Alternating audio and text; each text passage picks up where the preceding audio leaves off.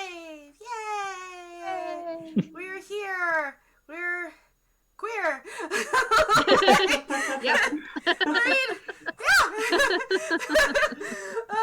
And we're here to play some Dungeons & Dragons. Welcome, everybody, to the World of Ashenfell Season 2. This is not a new game by all means, but it is a new game to the channel. I am super excited that Jen has asked me to host this game since she has decided to move. And I'm happy to do it. And without further ado, everyone, let's go ahead and go around our cast and introduce ourselves and our characters and all that great jazz. And we will, of course, start with our Dungeon Master, Jen. Hi, I'm Jen. I'm going to be your storyteller and DM for tonight, and I hope to take you through a fascinating story as we dive into what our players are getting into tonight. Mm-hmm. Excellent. All right. Thank you, Jen. And next, we have Freddie. Hey, I'm Freddie. I'm at His Majesty on Twitter. Do you want characters as well? Yes, please. Cool. So I'm playing Mehaman, the Air Genasi cleric. Cool. Thank you so much. Hamalu.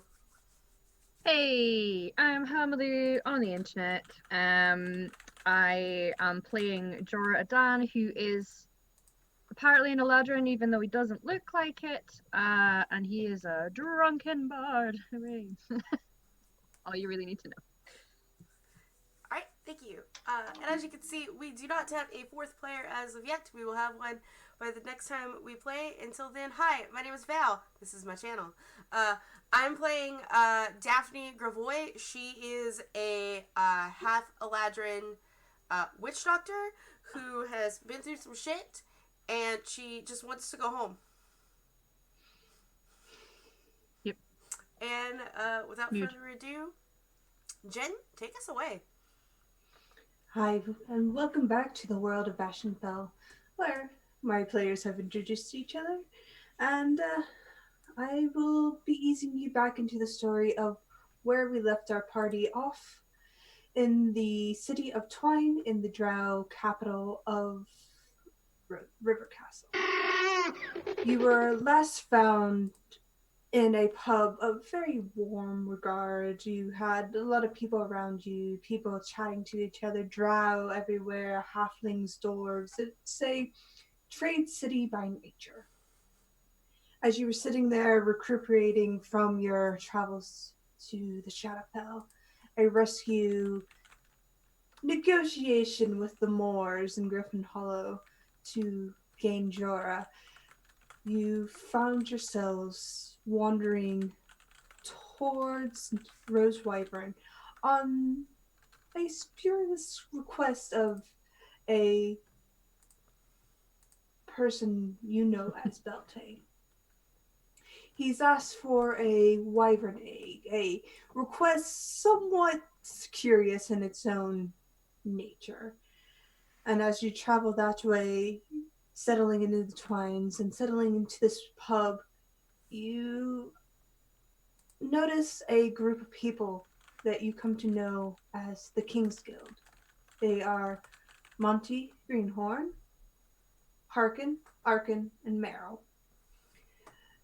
Various races sitting around this table, and your companion had walked up to the leader and had asked if they could be joined. And Monty Greenhorn kind of gestures and lets you all sit with him and his party.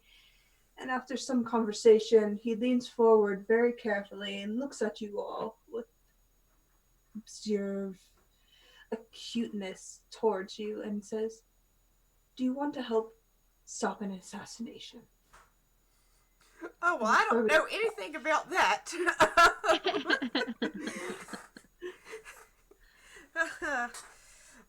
Like, want or do we have to stop an assassination? Looks to you, no, but it would be something of interest if you want to make some coin. It sounds epic. Epic. Come on, when else are you going to get to attend fancy shenanigans with, like, drow empresses getting crowned. And... I mean, Mm-hmm. I don't necessarily want to attend. I don't know if you've looked at us, but like we're not the drow type. Like I'm not like personally like against the drow or anything like that. Like I might even be able to blend in a little bit, but I don't know if the drow are keen on us. And you know, I live in the forest, and I'm okay with that. Well, there's a chance to live a little, get a new experience. You see Monty kind of sit back and chuckle, and he raises his hand as he taps a pipe lightly against his thumb. I'm human. Harkins, Azamar. Harkins a kobold, and Meryl's a human. Do you think they care? They fast, I hope. Kind of side glance at the Azamar. Okay. The Azamar kind of gives you a wink and smiles as she sits back. Sup, babe. Anyway, I just kind of like, how far away am I physically from my house? You're a couple countries away. I mean, Come if on. it's on the way, I think Well, I can manage it. We're going and we're getting this wyvern egg for Beltane, and that's going further away from your home, but it's near here, so why not? I guess, like, if I'm already doing something for Uncle Beltane, if it's on the way, sure. But no more side quests. Listen, I have been nearly killed several times, dragged into the Shadowfell, almost drowned again in 4 feet of water, and I just... That takes effort. like, I didn't mean for any of this to happen. All I wanted to do was some secure trade agreements, okay, between, like, myself and Dragonwall. I'm a lady of business, okay? Like, this Well, was you not can drum up my a plan. lot of business. On the road, you can drum up a lot of business. What is it you're trying to sell? Maybe I can help. We shouldn't always talk about what I'm trying to sell. As I, like, Well, pull out a small, like, dried dead lizard and put it back. You see Monty kind of just tilt his head. You're selling dried Ah, lizards? Alright. Sure. I mean, I'm a yes, businessman myself. Mine's is maybe a little tastier than dried lizards, but I've never tried one, so... They're not for eating. Okay. I mean, they could be, but, like, not this one. Alright. shall Come I introduce on. you to... I mean, I've already agreed to it. I'm just gonna continue to complain about it because I don't like it. Alright. Who would you like to introduce us to there, Monty? Sorry? Someone who's not within my guild particularly, but he's an associate of mine. He kind of leans over to the kobold and hear him speak Draconic, and the kobold kind of shuffles out and brings in a what seems to be an air genasi. As the kobold kind of wraps himself back around towards the table and sits down, kind of too short to actually sit at the table properly, but his eyes kind of peer over the edge of the table at you, drink in hand. Okay. Mehemen, what do you look like as you approach the table and you see your familiar companion of Monty Greenhorn? Yeah, Meheman is a 6-foot-tall, black-haired Air Genasi with dark and lighter blue skin that's kind of patched on the face. And he is, aside from the chainmail that he wears, he is absolutely covered in embroidery, including an embroidered hat and a scarf. Stylish. And I assume that in where we are now, it's a little chilly. It's actually fairly warm for it's fairly warm, okay. Because you're right near the fireplace, but other than that, you get this in underground, it's pretty cold. Okay. So kind of nestled in his scarf and wrapped around his neck is a sort of middle-sized constrictor snake that's just kind of chilling there. Nice. Oh yeah, and his eyes are just incredibly dilated. Nice. Oh, Look hey, at that someone's already been sweet partying. baby. As I look at the snake. Yes, your other snakes have I fallen guess. wayside to the Shadowfell. Yeah, my poor little garter snake. Rip. Rip. Monty, are these Hey. the people you wanted to introduce me to? Yes and no. The previous hires haven't shown up, so I figured adventures such as these could help us. I'll pop my collar a little bit. Adventures such as these. Yeah. Not quite sure how I feel about that title. I'm like, I am right up in your grill right now because this snake is so cute and I love it. So, it's like, so, what's his name? Or she. I don't want to assume his gender. Oh, this is Brother.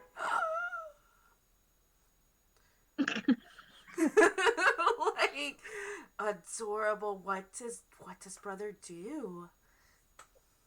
Well, he mainly just lies about being lazy, but if he feels inclined to help me, sometimes he does. Sounds like a kindred spirit to me. Absolutely perfect. I like this one as I point to the snake. Yeah. I'm glad you Oh, approved. you! I look at your eyes. I look back. Yes? Are you high? Hear a snort from the I Azamar from across the table. I think we're actually a bit underground here. Way low. I'm gonna turn around and look at Jorah.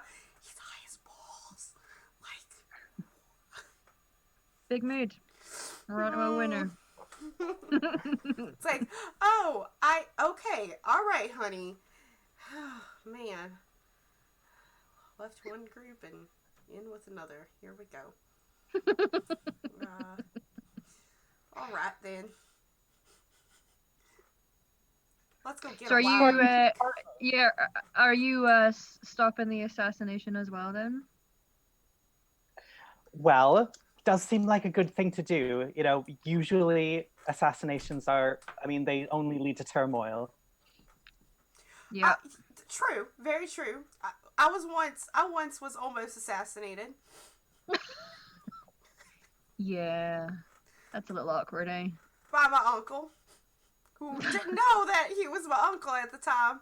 But, once he found out, he was like, whoa, buddy, I'm not going to do that. And then now I'm here again. Like, what's a little assassination between relatives, really? It's elf bullshit, so. Hey! You know that all too well. I'm angry about elves. Fair. Well, usually the term assassination means that you are someone very important and they're killing you to prove a point. Otherwise, it's just murder. So really, I would take that as a compliment. I mean, Got a point. yeah. But, I'd rather just be left alone. So are you two partners? Well, sort of. Like, I pulled him out of a basement. A torture chamber, A specifically. torture chamber, yeah.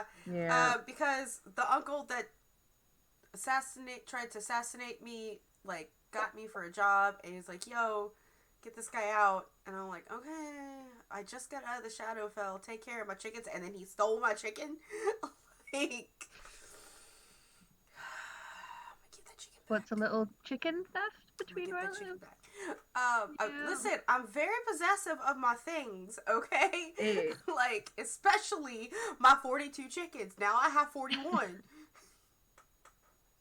Mm-hmm. I mean, there might be some, like, babies. You might have more than that. I don't know. I haven't been home to check on them.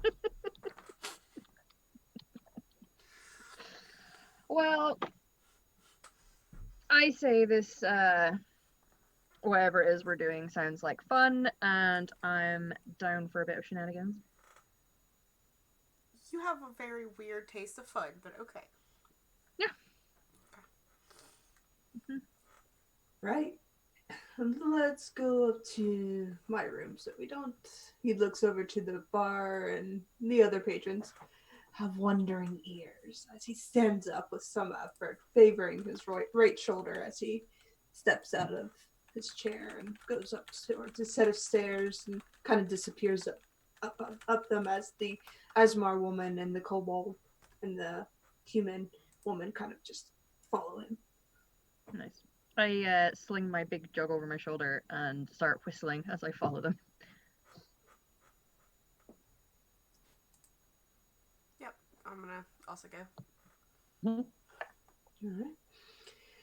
Go up a set of stairs into what looks like a slightly off-kilter hallway. Kind of seems to merge with a stone that kind of slants upwards across the roof, and you see kind of intersects where the door kind of meets the ceiling and kind of continues on for about 5, 10, 20 feet. And Monty kind of veers off to one side and into a smallish room with a window kind of looking out onto the road proper. And he kind of sits himself in a corner as his companions take up the bed. And there are a few chairs in the room, but it's for convenience rather than comfort.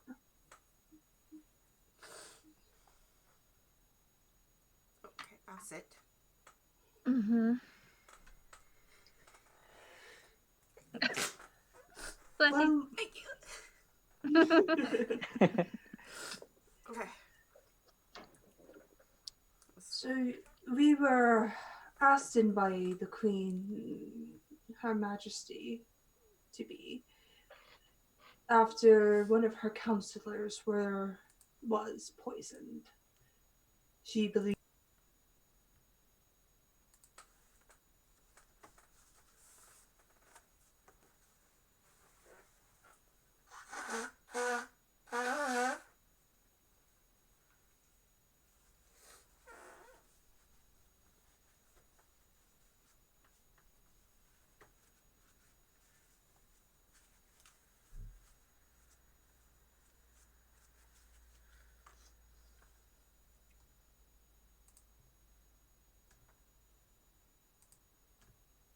our view as she feels we are capable.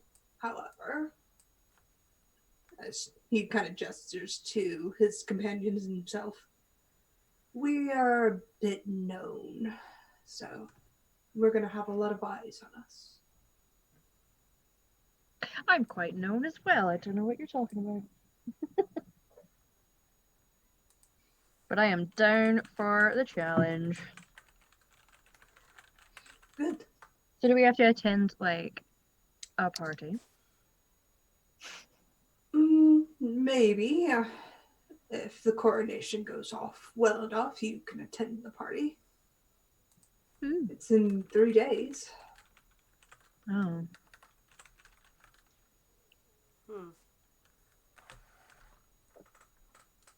So does Do she we know think she's anything gonna about- get another?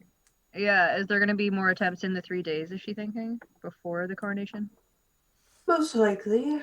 She feels if the last 5 attempts were enough, maybe a few more would actually put her to the ground. Her words, not mine. So, do we have an inkling of who might want her dead? Monty kind of digs through his pockets again, pulls out a very long list. Some of the High Council, looks like the nobility, a sect within the lower commons called the Grey Hand of Loth, which is funny because these people don't worship Loth anymore. He kind of scrolls the list upwards. I think that's about it. Who do they worship? They worship a deity called the Meladrith, but I don't know who they are, to be frank. I roll a religion check on that. Have I heard of that? Sure, both roll a religion check. Clacky clacky mouth rocks. Wacky. Nope. 16. What is my religion, though? My history is way better than my religion. But I asked for religion. Religion. 4. That's a 20, but it's not natural. All right. Oh, I forgot he was smart. The Madrith is a deity. You have no idea who this deity is. You've never heard of him or her. It seems to be an obscure god, and as far as you know, history, religion-wise, it is not worshipped outside of the Twines. Well, This see, is now I actually just the have first to figure time out. you've heard of the name. Okay. Interesting. Who the dragon worship? Yeah, now he just wants to know. Got some research to do. Alright, so we've got 3 days.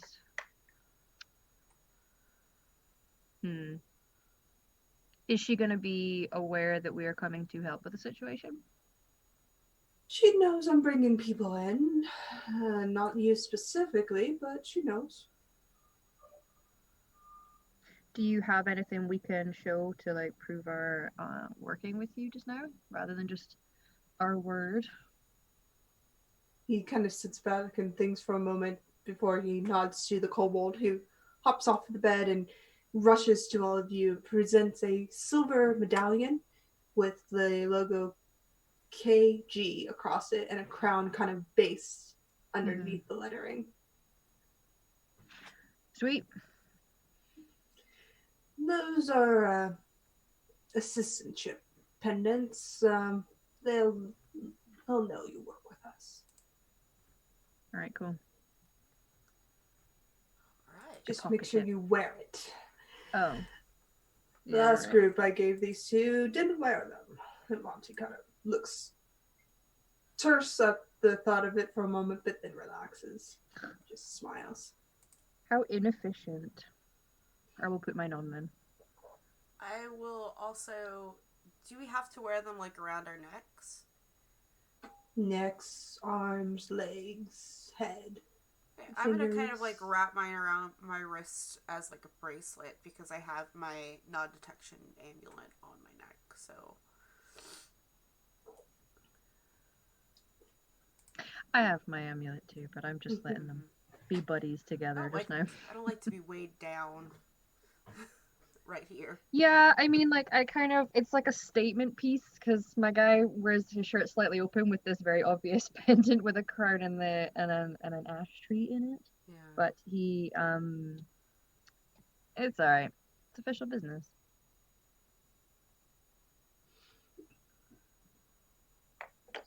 I'll wrap mine around my wrist. Mm-hmm. I'm gonna high five our Genasi friend. It's like, yeah, fashion statements.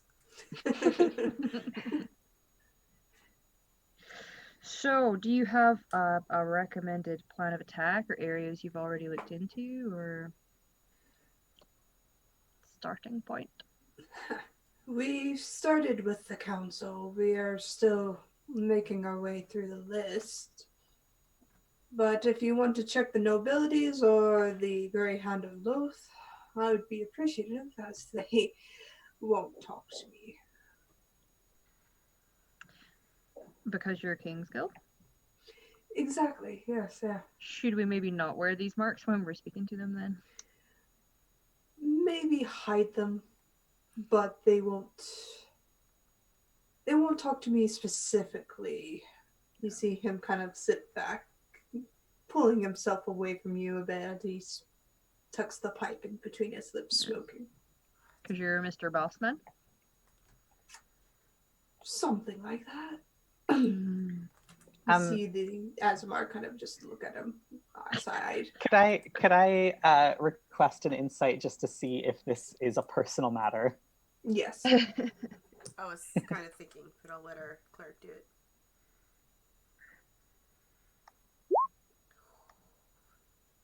Oof. Hard to read. You don't know if it's just because he's so schooled at hiding what he's intending, but he's very hard to read. It's very par for the course for me to, in a new campaign, have my first roll be a natural one. I am the Will Wheaton of my table. It happens. We love our ones as much as we love our 20s. Mm-hmm. Well, let's go speak to a sect then. So are they considered like a cult here, or? I'm religious cult, maybe. Personal cult, maybe.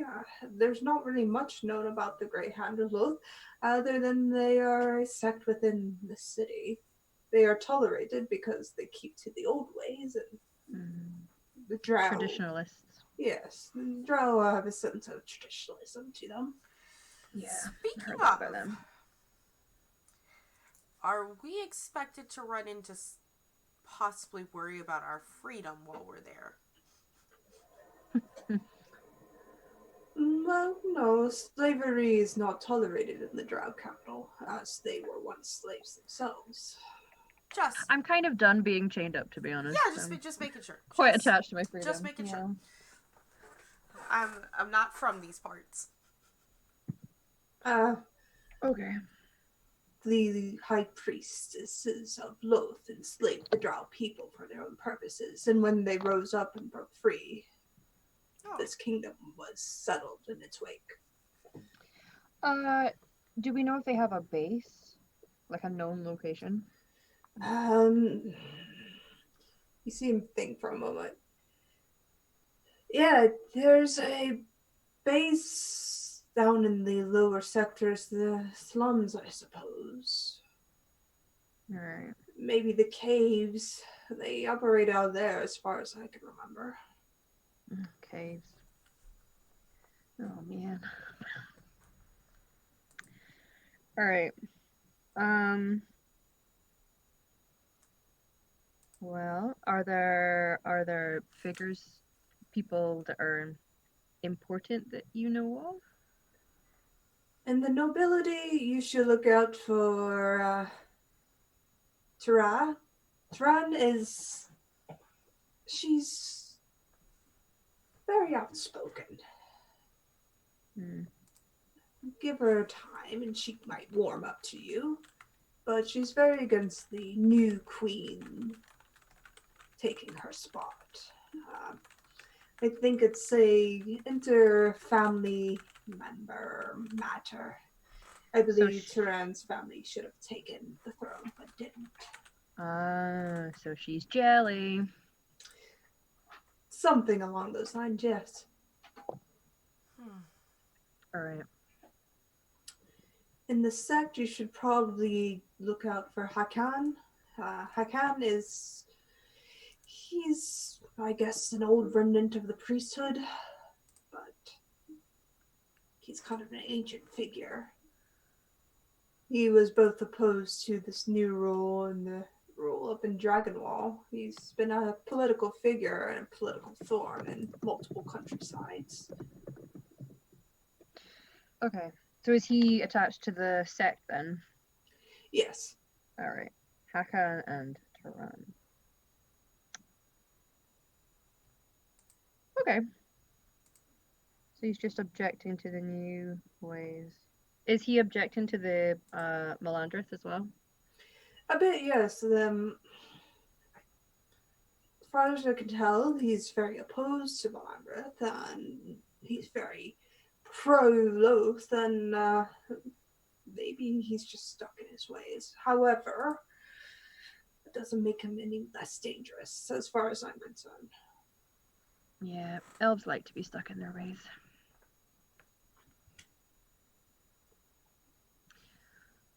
Cool. Alright, so we have 3 days to try and establish who the would-be assassins are. Is that correct? Is that what you need from us? Yes, would-be assassins, if you want to come and check the council with us, we would be more than happy to have you there. A new set of eyes on all of this would be great. Sounds good. We can see how you operate. That's definitely doable.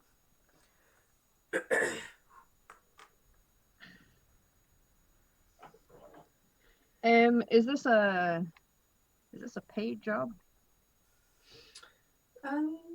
From Her Majesty, yes, I would be paid. Half of it would go towards the guild, and half of it could go towards you.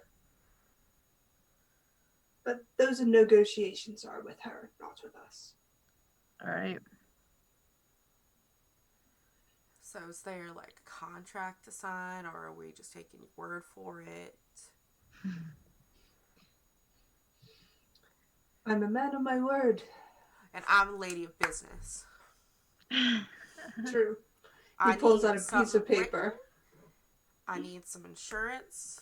I need some signatures. Yeah. Because Alright. just going around willy-nilly, just like being the good guys and be like, oh, we'll help everyone. That keeps you from going home. Okay? I need assurance.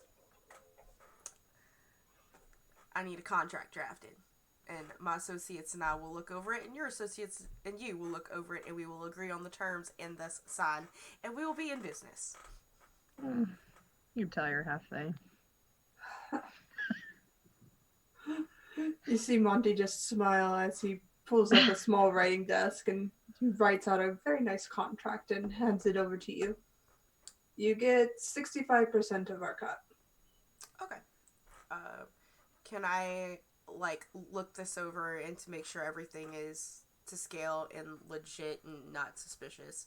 Like, is Yeah. the fine print fine and all of that? Yeah, roll a general intelligence check.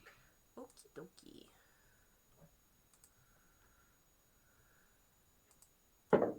15. 15.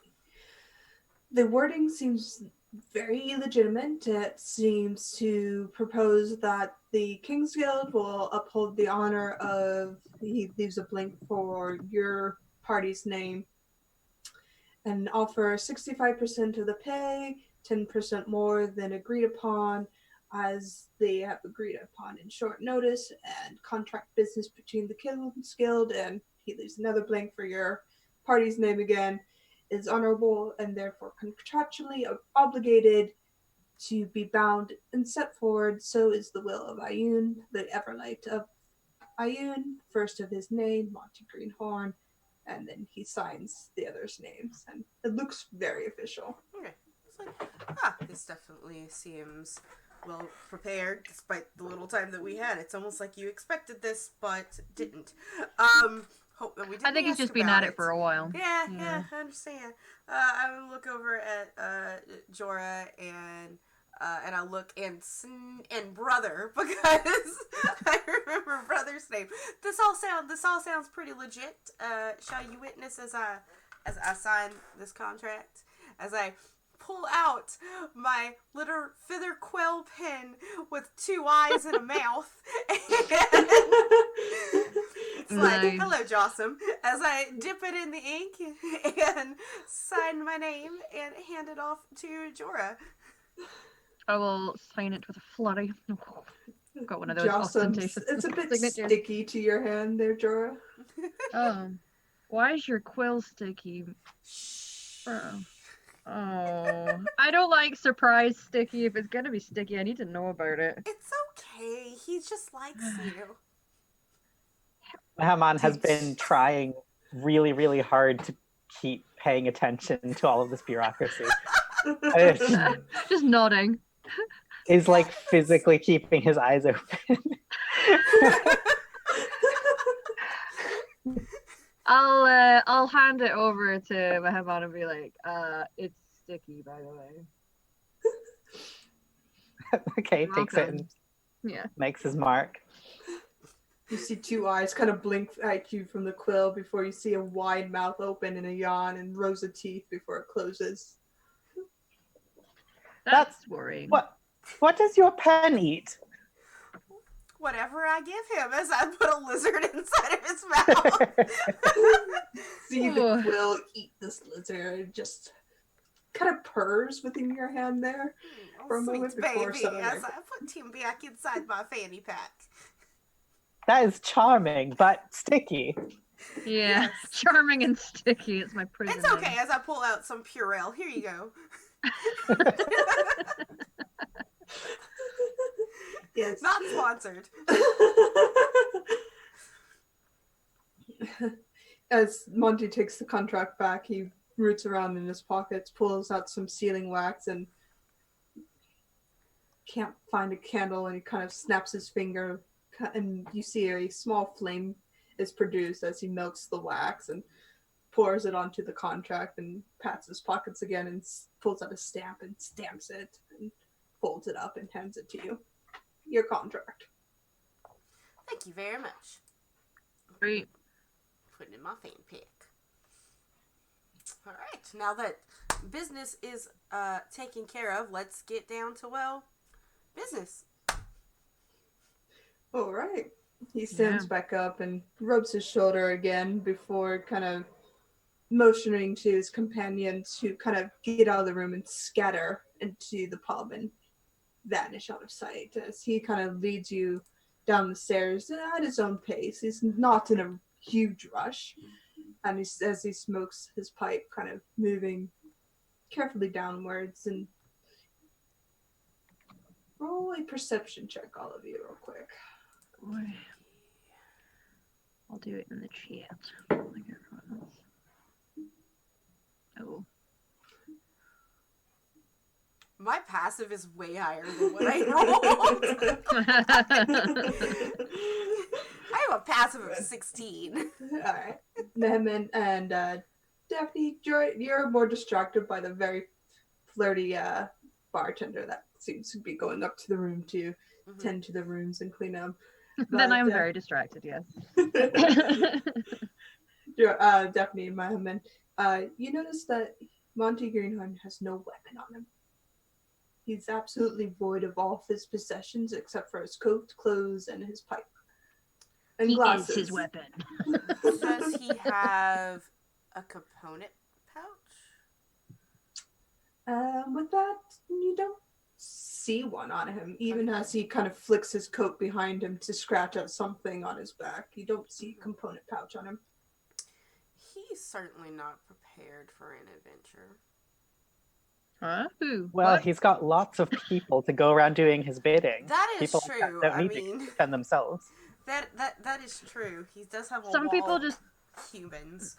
yeah, they don't like to carry their own stuff. They like people to do it for them, maybe. I mean, he doesn't look like one of those, I'm not gonna lie.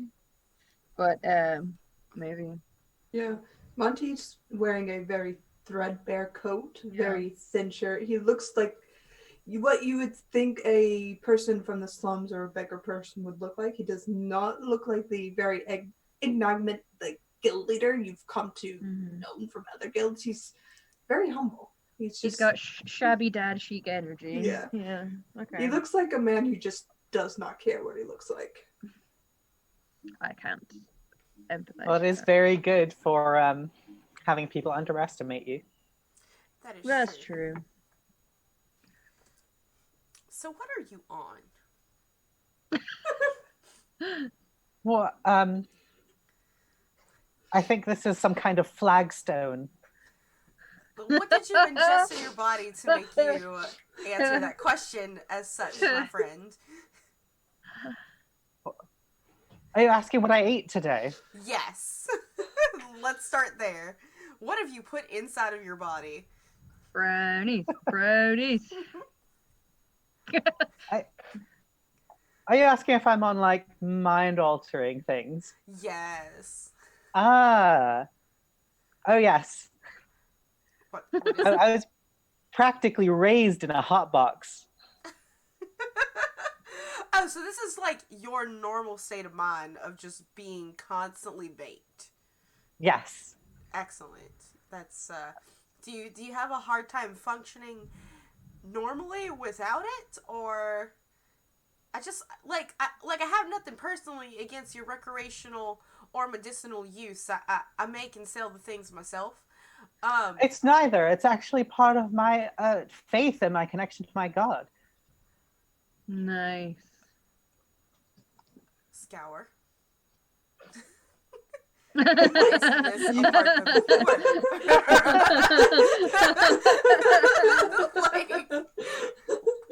We just met this year, but I'm just saying maybe hook a girl up. Oh, okay. So, no, so you're a cleric? Yes. Oh, thank the gods. I can rest easy now. I don't have to worry about healing you guys. Like, I just say that out loud. Yeah, you're not the healer anymore. Like, Jossum, we're in the clear. You, can now just you see fuck Jocelyn shit up. peek up out of. Jocelyn kind of peeks up out of you, go, no? And ducks Exactly. back down.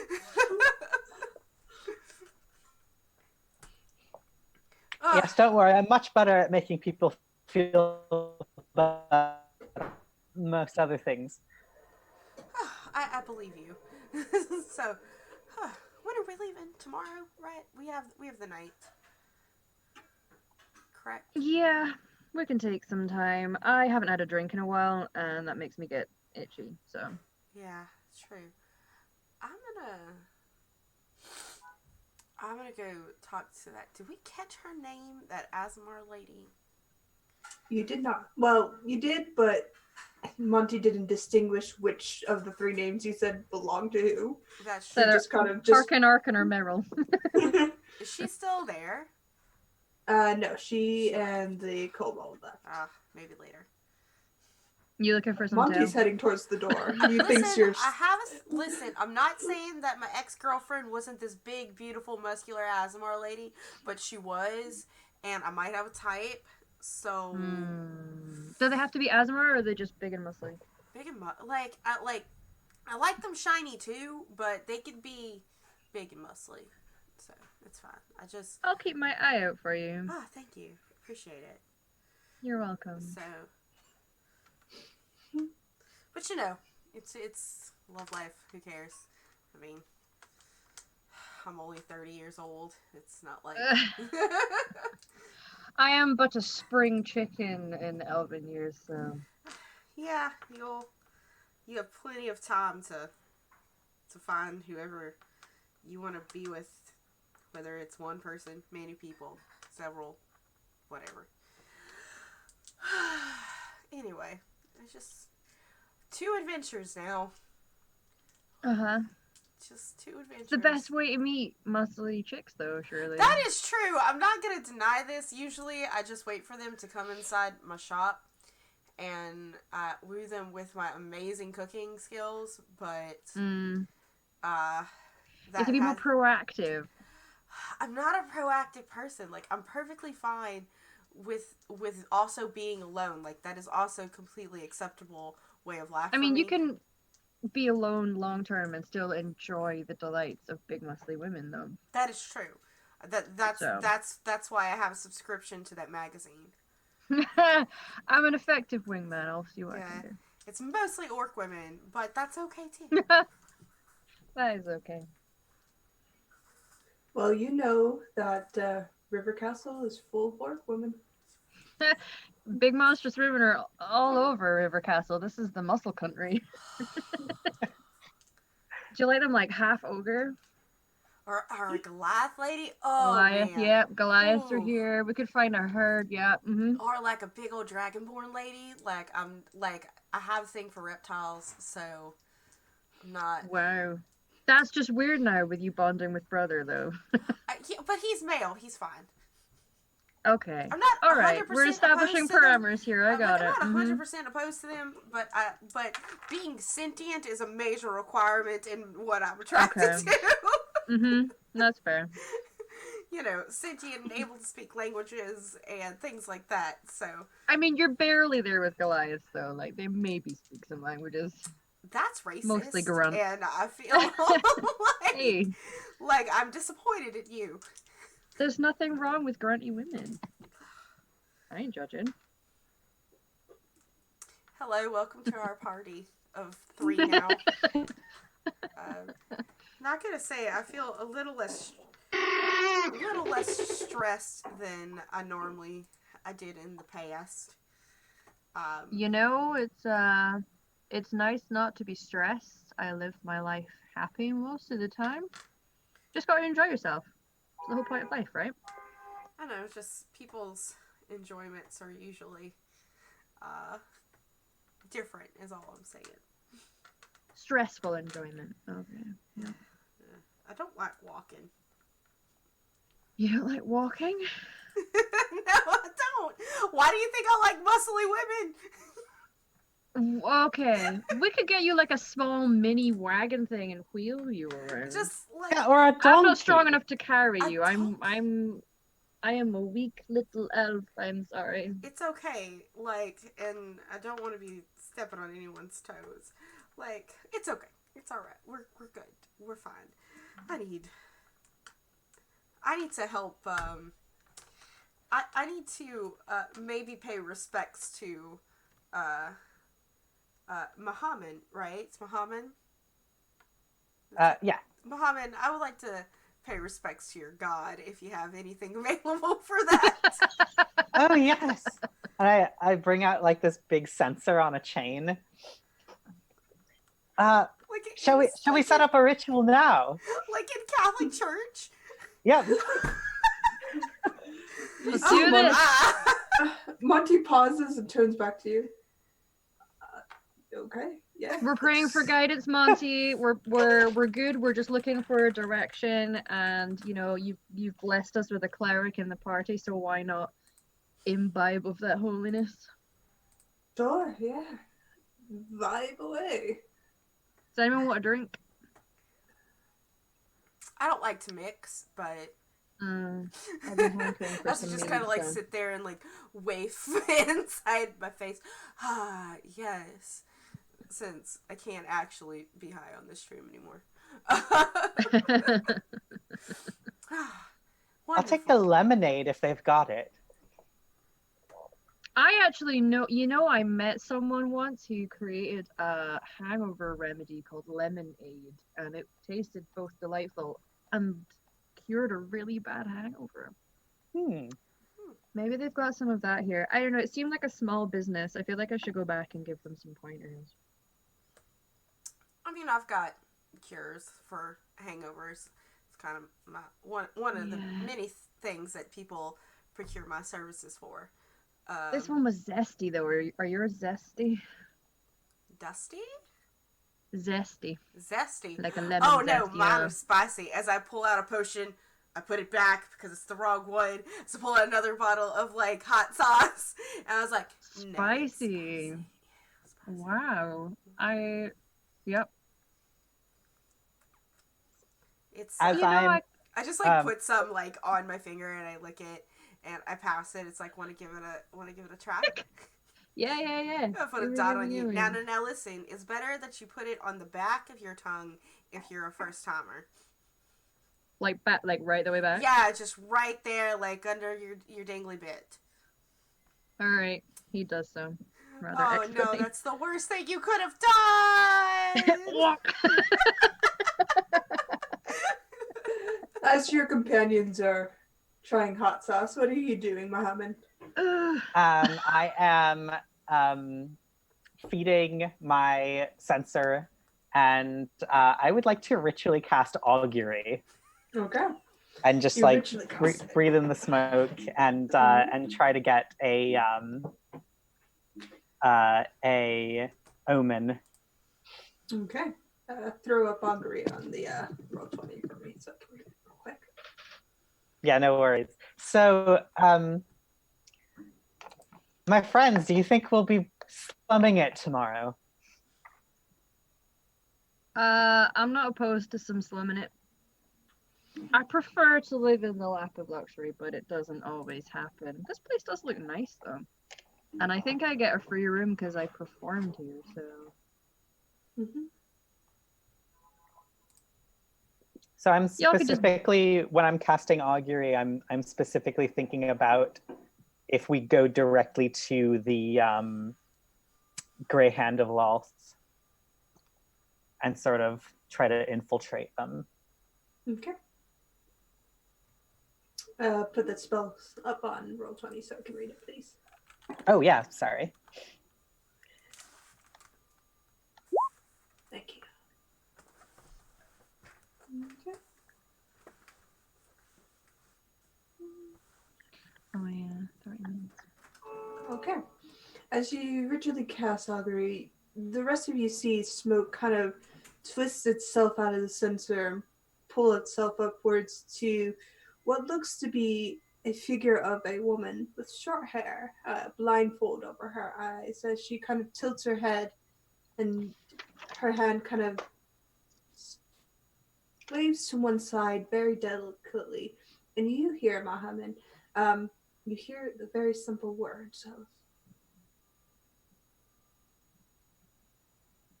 well,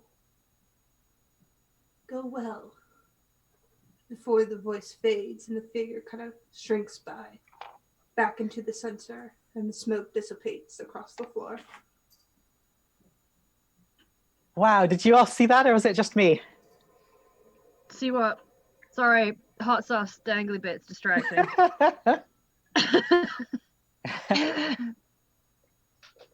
I just had a visitation from my goddess, and I think nice. she wants us to go and slum it. And I'm not in the habit of not taking her advice, so I think that's what. Yeah, that does seem sensible. One must always follow one's patrons. Well, yeah, I think slumming it. Like, I know he wanted us to go and like check out the council with him, but you know what we're doing, right? He's still there. He's just standing Oh, is there he? watching you. Yeah. Oh, he's He hasn't chilling with left us. Yeah, All he's right. not left your side. What's up, man? Would you like a drink, Monty? No. All right. Yeah, when are you going to see the council? No, preferably. Oh, cool. Well, I mean, I'm free now if we're good for going. He tilts his head for a moment. If you're a goddess, he points to Mohammed and suggests we go down towards the slum. The council can wait. Do you want to come slum it with us, Monty? Sure, I can slum it. Monty can give us lessons in shabbiness. Wow. I can give lessons in shabbiness. Yeah, that's Yep. What's your first bit of advice? I don't know how to slum it, man. I'm from Oliveri. We're fancy there. I'm just a country girl, so slums sometimes, you know, it is what it is. But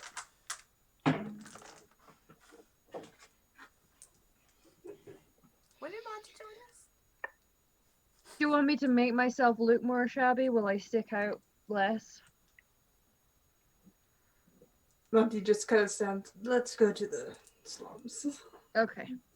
Because my guy has a very extravagant, well, it's not super extravagant, but he's got good collar game. Mr. Fancy Pants. If you Very want to cool. look shabby, I look shabby because I don't like to spend money on things. This is a perfectly fine coat. It has lots of pockets. Pockets like are this coat. incredibly important. Are you like the person version of that couch that you don't replace in your house because it's just so comfortable that there's no point in replacing it? Yes? Yeah. Just can't ask people if they're couches, Jorah. Look, I didn't suggest he was a couch. Oh, he just said he was like a couch. Yeah, that's That's different. very different. Yeah. All right. He doesn't know how to quite take it as he kind of just Yeah. heads I'm out gonna of the use bottom. I'm gonna use Mask of Many Faces to like just like me, but I have a jacket, like a big coat, just like Monty's one. There we go. Oh, that's so clever. Why can't I do that? Well, you know, I'd offer to teach you, but I don't know if it's something I can necessarily teach. But it's a pretty neat trick, huh? In fact, I could go the whole hog if I wanted, and I'm gonna make myself look just exactly like Monty. What's up, man? Monty looks at you and just kind of closes his eyes before opening them and just leaving the pub. I'll go back to looking like me. I like my look too much. Too. About like how long has passed since we rescued Jorah? A few weeks. A few weeks. Okay, I've had time to get a change of clothes that isn't covered in Shadowfell goop. I hope. Like, Yes. Yeah. We'd have stopped off in a village. I'd have insisted on it. So. yeah. Cause, I mean, I would have insisted on it. I don't mind, looking like I just came out of the forest, like, because that's normally what happens. But looking like I just came out of an interdimensional realm that is covered in full of undead, that deserves a change. So There's a smell from the Shadowfell that just doesn't go away. It's true. I actually had to wash my hair and it was horrible. Fair. All right, let's go. Mm-hmm. You leave and you enter into the city proper. Monty relights his pipe and pulls his coat closer to him and buttons it and kind of fixes a somewhat worn button on his lapel as he kind of ducks his head down and continues on his path.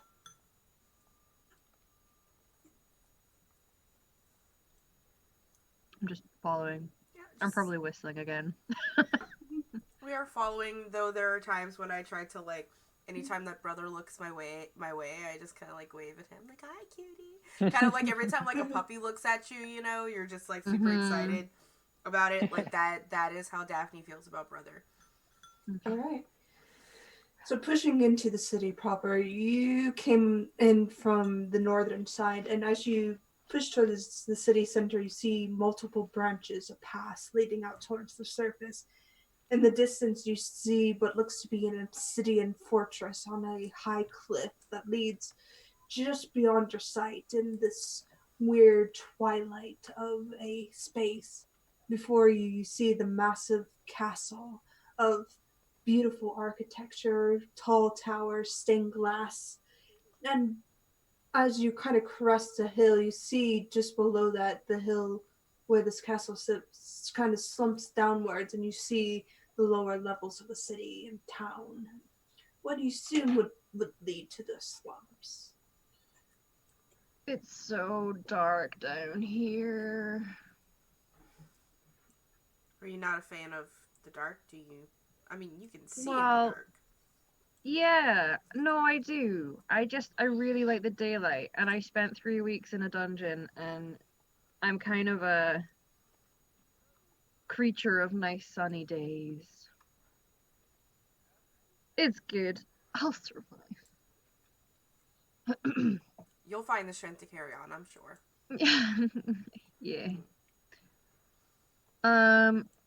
Alright. So, Monty, you know where we're going? He nods and looks around before turning a corner, heading down the street. See if he actually knows where he's going. Sure, I know where I'm going. I'm a guild leader.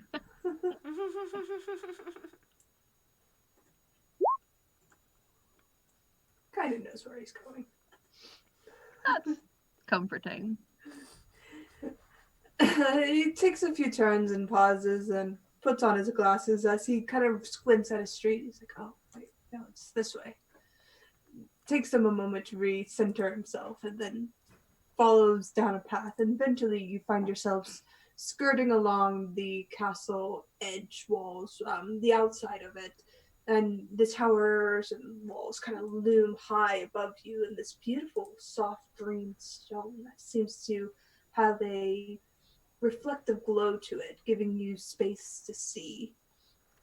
And as he leads you past the castle, you end up towards where you need to be eventually.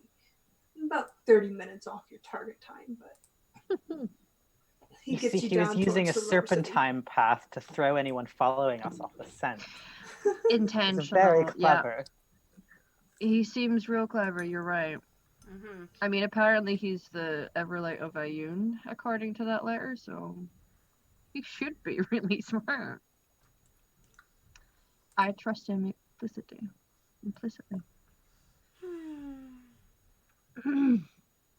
So, oh, and Jorah takes off his pendant thing, stuffs it away, and readjusts his own one. I'm We really should glad hide you our marks, decided guys. to change because you might get robbed otherwise. Yeah, I don't look like someone worth robbing now, I guess. No. I mean, they still might try, but just less. The percentile has gone down somewhat. Yeah, that's fair. Mm-hmm. So, Monty, are we gonna run into a hard time because you're with us if this person hates you? Oh, probably. As he thinks for a moment, you're right. As he kind of snaps his finger, and you see his image kind of shift, and he becomes drow-like. His hair is long, white. His features are soft, purplish colors. Eyes silver in hue, and he kind of looks down at himself and nods. There. So, are you gonna say you're like one of the lofty types? I'm going to say I am looking for a way out of the new god's hands. I'm looking for the new way of love, yes. Go back to the old ways. Yes. And That's clever. I'm gonna do the same then. What? I'll still look like me. I'll just change like my skin color, and my hair's already like dark, so I'll just get rid of my springtime highlights. that's probably not the worst ideas now that I think about it. And I'll cast Disguise Self on myself to I feel very left out. Honestly, like, it's not that much of a difference because I'm already like dark skinned, so now my like everything is kind of like the same. Like physically, I haven't changed too many of my features except that like my ears have like gotten more elf-like because I'm only a half elf, and like instead of like this big lovely like dark perm, it now becomes a big lovely silver perm. If you give me like an hour, I have a disguise kit. I could paint your face up a bit. I mean, I just cast a spell. We're fine. No, I'm talking about the one This person guy. that's with us that can't Now do I'm the it. only one who isn't a drow. Yeah. Very much not drow colored, is bright blue. Shouldn't Do take you that want? long. So my spells. Yeah. If I use a disguise kit, do you wanna? I mean, we don't have to. No, by all means, give me a makeover. Yay! I give him a makeover. I would like to assist. Alright. Roll disguise kit Okay. with advantage because you have Daphne's help. Nice. Yes. 20. Yeah, you've done a really nice job. The blue skin becomes this lovely hue of purple. And Can I, eyes are very nice. Can I use some white just to make paler patches that mirror the paler patches that were already there? Yeah. Yeah. Oh, how nice. Yeah. You look rad, bro. I like it. Okay, let's go pretend to be heretics. A very concerned look crosses Monty's face as he just... Yeah. What do you mean pretend? Yeah. He kind of pushes his way into the slums, pulling his coat even closer to him as he kind of gets side-eyed by a few of the guards, but nobody bothers you that you're making your way through the slums. Go. Eventually, once you're on the other side of slums, he kind of pauses and looks at what looks to be a cave system before you. And he squints at it and puts his pipe away. It's fine. Are you... He turns towards you. Are you sure you want to come with me through this? We're contractually obligated at this point. Well, there's that, and plus, you just made it sound exciting, so I kind of can't not go. Okay. Yeah, this sounds rad. Let's go.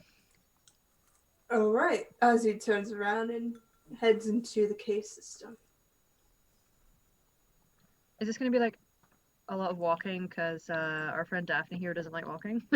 No, I'll do it. We I'll should have just gotten her a complain about it. skateboard or something. Wheelies. We need to get her wheelies. You need to get like those child sneakers that have the little skates on. Those are wheelies. Yeah, Okay. yeah. The little Okay. like in your heels. Yeah. Gotcha. It's like All right. maybe one of A these kitty. days. All right then. So we're gonna follow Monty into this cave system. All right. Each of you roll me a survival check. Yeah, nothing will go wrong. Mm-mm. Can I inspire Daphne? I'm gonna sing a version of Hi Ho. Sure. You can roll a D. I think I'm at D. Am I still D6? Let me see my inspiration. I'm a D8. So you can roll a D8 with that survival. That's a +5. Yeah. I have a +6 naturally in survival, so the fact that I rolled an 8 is awful. All Well, right. roll another D8 and see what I you did. get. Well, no, you can keep hold of it if you want to. Mm-hmm. You've got it for 10 minutes. All right. So with that average, yeah, you've passed. Pushing your way through the cave system, it is a very naturally, beautifully formed cave. You see stalagmites and stalactites forming and curving, marking shapes across this beautiful interior of black and gray stone. Pushing onwards, you turn down towards a bright path, guiding with Monty, and you look over to your left and right, and you see various crystallized formations, colors of blues and greens reflecting off of the very dim light that seems to be coming off of a few of you. As you push onward, Monty stops as he looks at a twin path and thinks for a moment before going down the left path, carefully guiding you downwards and downwards at a slightly angular slope. The air is cooler, becoming almost damp as you hear the droplets of water around you. A gentle glow of mushroom fills your vision as you step into a cavern and see before you an open space, just gently reflecting within this magnificent chamber of water, earth, and rock. Make me a perception check as Monty kind of steps forward quietly.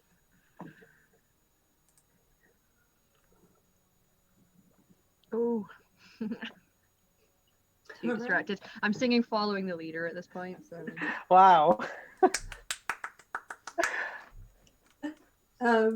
Mohammed, you see some of the larger glow mushrooms kind of bend themselves over carefully, almost breaching the top of the ceiling.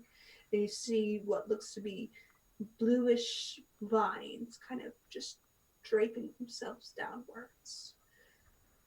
You see something in the far corner. Shape's kind of hard to make out, but it seems to have multiple arms. Daphne, you see the mushrooms, you see the water. It takes you a moment to twig onto something in the shadows. Mm-hmm. But you see something kind of pull itself upwards, alerted to your presence. Oh no. I'm, like, Jorah, jamming out. absolutely love your singing voice, but Thanks. Shut up. Why? It's echoing. I mean, the amplification in this place is incredible. Yes, No. the acoustics are quite. yeah, are the quite, acoustics are amazing. But I think I see something over there. All right, yeah.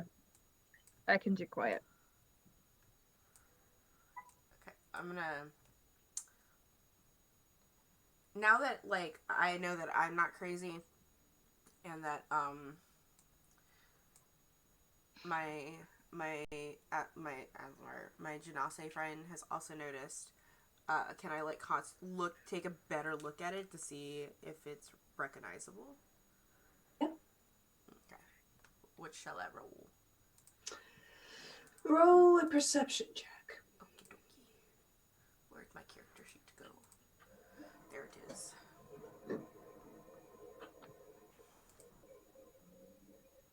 Come on, mama. Yes! Okay. As you're taking a closer look at this thing, you realize it's large. Yeah. And it's got 3 wiggling arms on top of it. And it takes you a split second to realize, oh, it's seen us, before you hear a gurgling, and before it just kind of lumbers down from its perch. Well, guys, Initiative. this is a fight. Great. Oh, I don't think it's happy to see us. No, definitely not. Motherfucker. I'm gonna take a nice big drink out of my jug.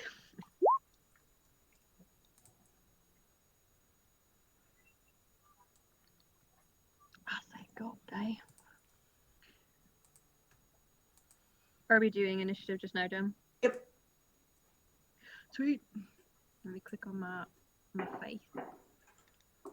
I forgot to click on my token, so you might want to just add my turn. Yep. Oh, I did it twice. I'm sorry. You can just take the first number. I didn't think it'd work the first time.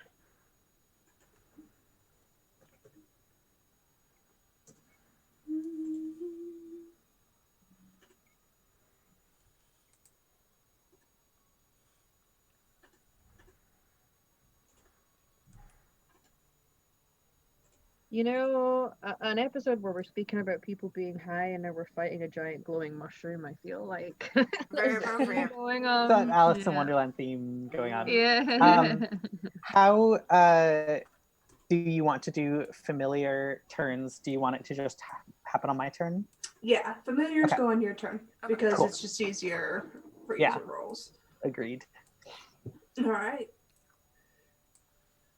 Daphne, you're first. Oh, man, This creature kind of hops down from its perch, and it looks angry. It has a mouth wide, full of teeth, 3 tentacle-like arms with barbed spikes on it. Nice 2 legs to hold up its round, bulbous body. Has no eyes. Man. I would like to... No, that's too far away. I don't want to go touch it. That's not cool. You know, I'm gonna go ahead and I think it's... Try just looking at the range for inflict wounds. It's touch. No, I don't think it is. Yeah, Is it touch? Inflict wound is touch? You have to like pimp slap them. Oh, I have to go fucking touch them. I don't want to touch it. Unless you're a sorcerer with meta magic, you have to touch it. Well, if that's Touch the their case, butt. then Touch their butt. Mama's gonna guiding bolt this motherfucker. Okay. Yeah, because and I am rolling a check, so I would like to roll my dice because I just feel better about myself doing that. Okay. So that we can look my dinosaurs. Alright, so that's an 11 plus 6 on guiding bolt, so that is 17. Okay. Nice. See if 17 hits. Yep, 17 hits. 17 hits. I'm so excited. I need a d6. because there's 4 of them, and I only had 3 out. Okay. 9, 10, 11, 12, 13, 14 radiant damage. He is lit up. Mm-hmm. And next attack has advantage on him, I believe. Yep. Yeah. All right. You see this creature light up, and you all realize this thing is massive, as it's something terrifyingly out of nightmares and something you've never seen before in your lives. Oofed. It is the creature's turn. I'm gonna eat Oh, that. it's beautiful. That is beautiful. Mm-hmm.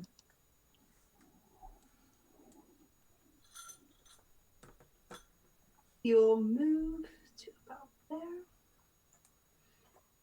And as it approaches you, you get the waft of smell. It's rotten, gross. Oh. Oh, It man. screeches at you again. Take some hot sauce. Ugh. Man. It is your turn, Freddy. Oh, okay, sorry. Okay. As a bonus action, I will cast Shield of Faith, which will bring my AC up by 2. Mm-hmm. So it should now be 20. Mm-hmm. And since I've got advantage, I'm going to take out my light crossbow and do a mundane old attack, but it's got advantage, so I'm hopeful. 19. Yep, 19 hits. 10 piercing. All right. This creature flinches as you hit it and snarls in your direction. Jorah. So for my bonus action, I'm gonna suddenly look like extra beautiful, but I look like an extra beautiful drow now at this point. And I'm gonna use my Mantle of Inspiration.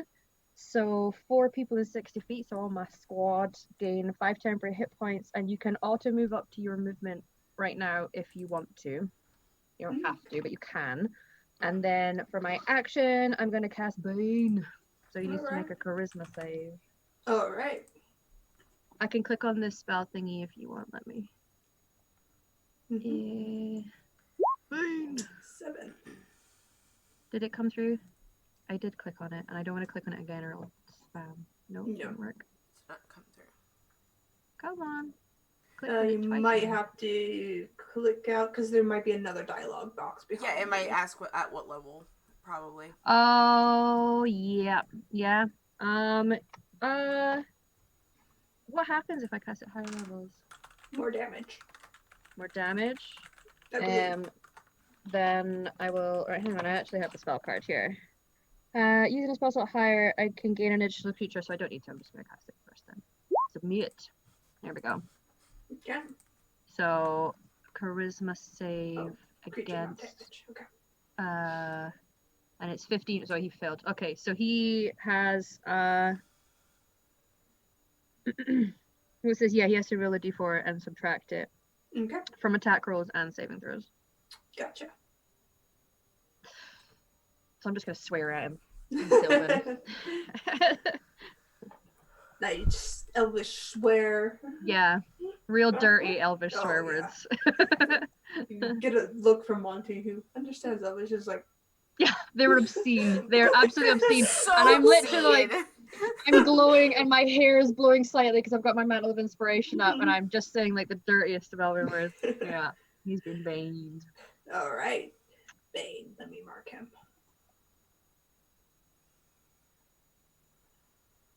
Bane.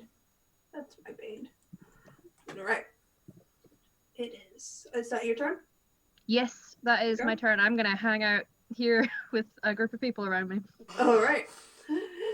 Yeah. Monty's turn. The man with no weapon charges forward. Oh. Gets up there and he holds his hand out and you see a weapon form in his hand and he brings it down. Nice. Twice. Nice.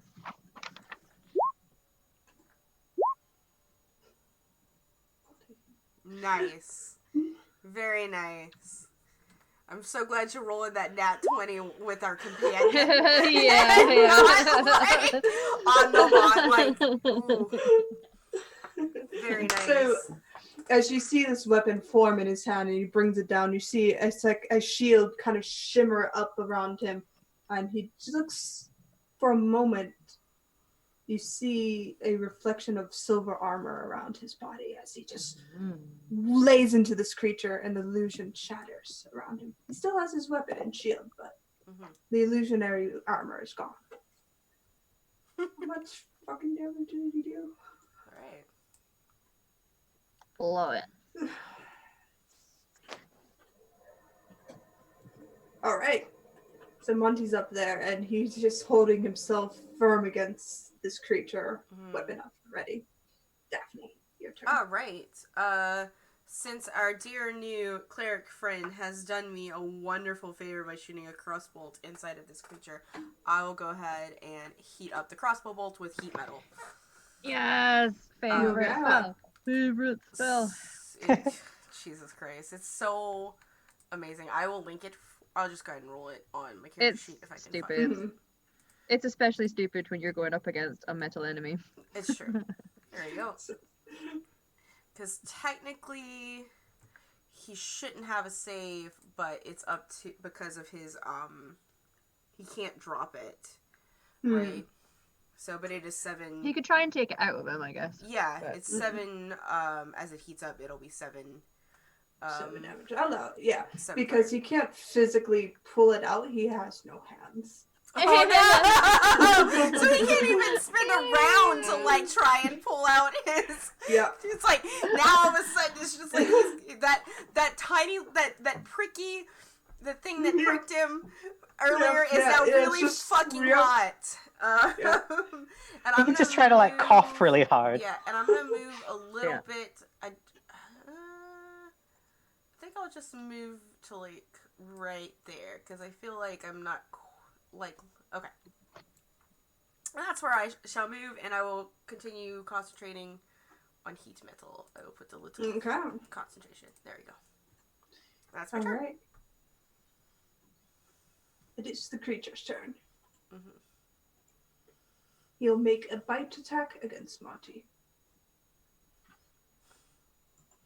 Misses. And then you see 2 of its tentacles raise up and flick at Monty really hard. Misses. No, whatever. Monty's just holding his shield against these tentacle bashes and moving away out of the bite as this creature is distracted by the burning arrow that's stuck in him now. Yeah. Mohammed. All right. Yeah, I'm going to take advantage of this very high IC I've got and actually get up into its craw. So I'm actually going to dash over so that I can flank. Okay.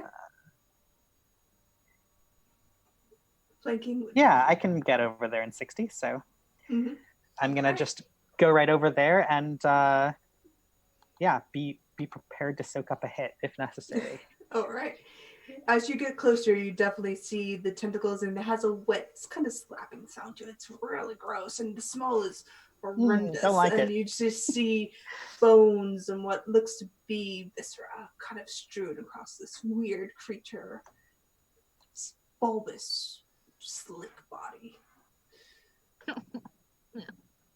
Jorah. Right. Question: if I was to cast heat metal on him, would it double up that effect? It's okay if not. I have another move ready, so. I would say no because it's already been as hot as it's going to get. Yeah. Okay. Yes. In that case, I would like to bonus hex that motherfucker Okay. and pew with Eldritch Blast because we're 5th level now, so I get 2.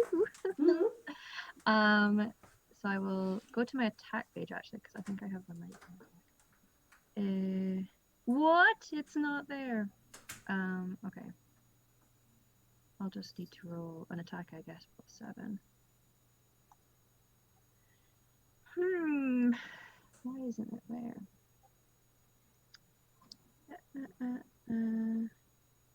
Roll a d20 +7 is math. 21 to hit. That hits.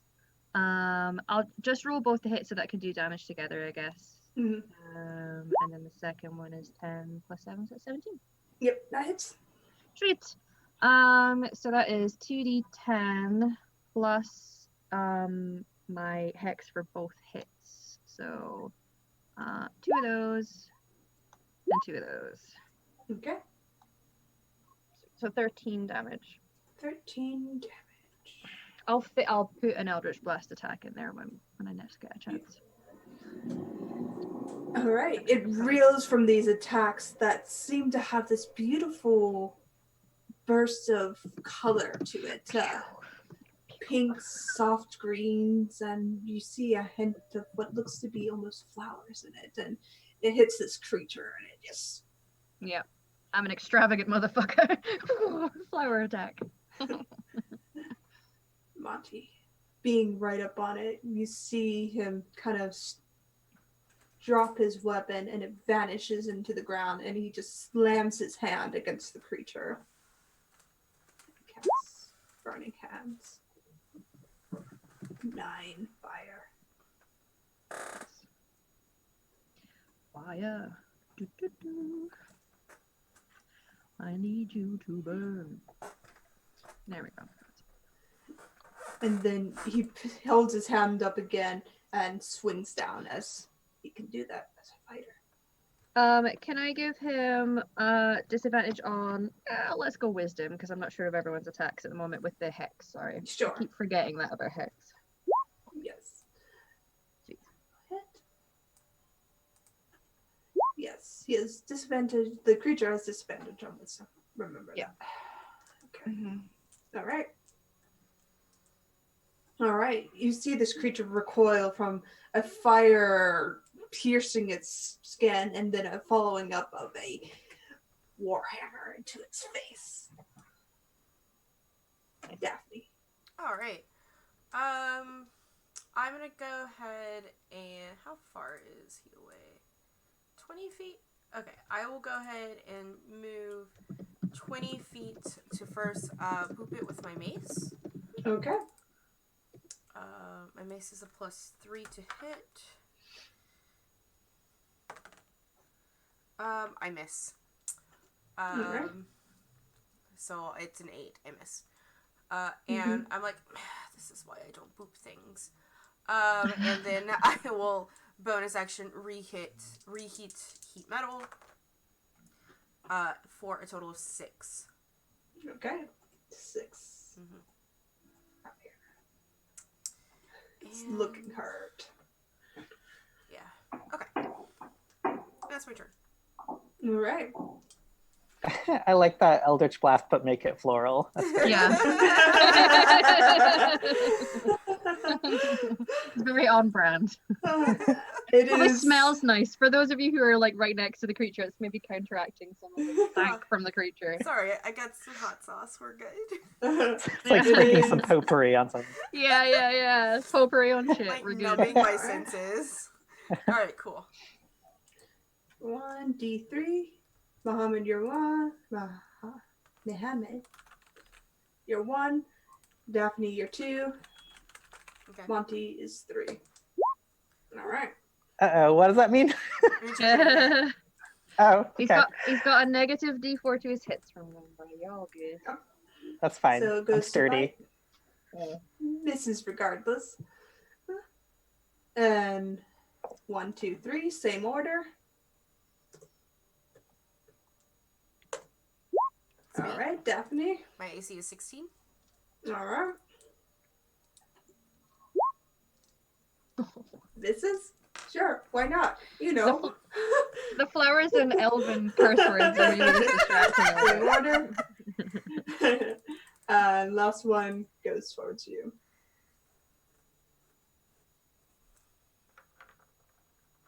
Alright.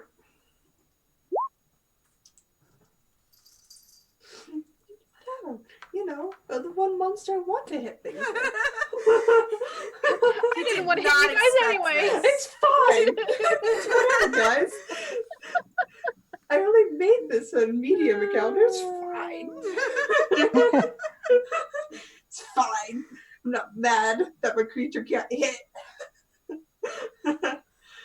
Bahaman.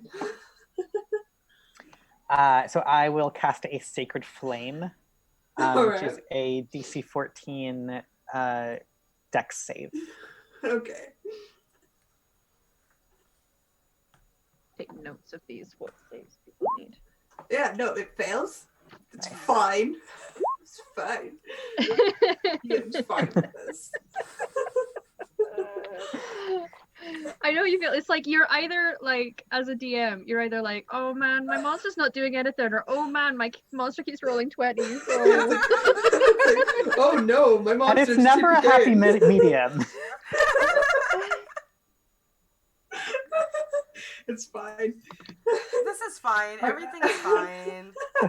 yeah, I'm happy that it's doing what it's doing. yeah. So as you hit it with a radiant sacred flame, you see it kind of ripple across this creature's body, and you see little dancing pirouettes of people kind of dance in the flame as it digs into this creature's body. Jorah. Yo, pew pew. Alright. Eldritch Blast, but make it floral. Let's see. That's an 18 to hit, Yep. and an 11 to hit. Misses. Alright. So 6 plus my hex. 4. That's a 10 damage. Full parry to the face. It's looking really hurt as these beautiful Eldritch blasts of flurry of color and petals just kind of splash across its face, knocking it to one side. Nice. I'll probably say that actually. I'm gonna do it, and every time I see it happening, I'm gonna go, nice.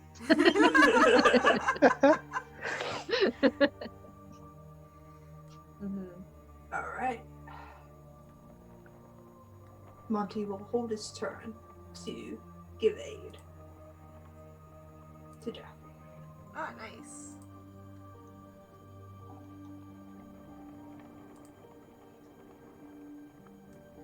Your turn, Daphne. Okay. So because like I'm not as good with Macy's as I am with other things, I will go ahead as my action cast Toll the Dead on him. Okay. Yes. I think it's a def. I have to look it up. I didn't write it down. God damn it. I think it's It's a save. con, and it's a Yeah. D10. Yeah. Yeah, it's a 12 for me. Or 'cause 12 he's been for- injured. Yeah. He's damage. Yeah. D12. Okay. So yeah, cantrip 60 feet, one action.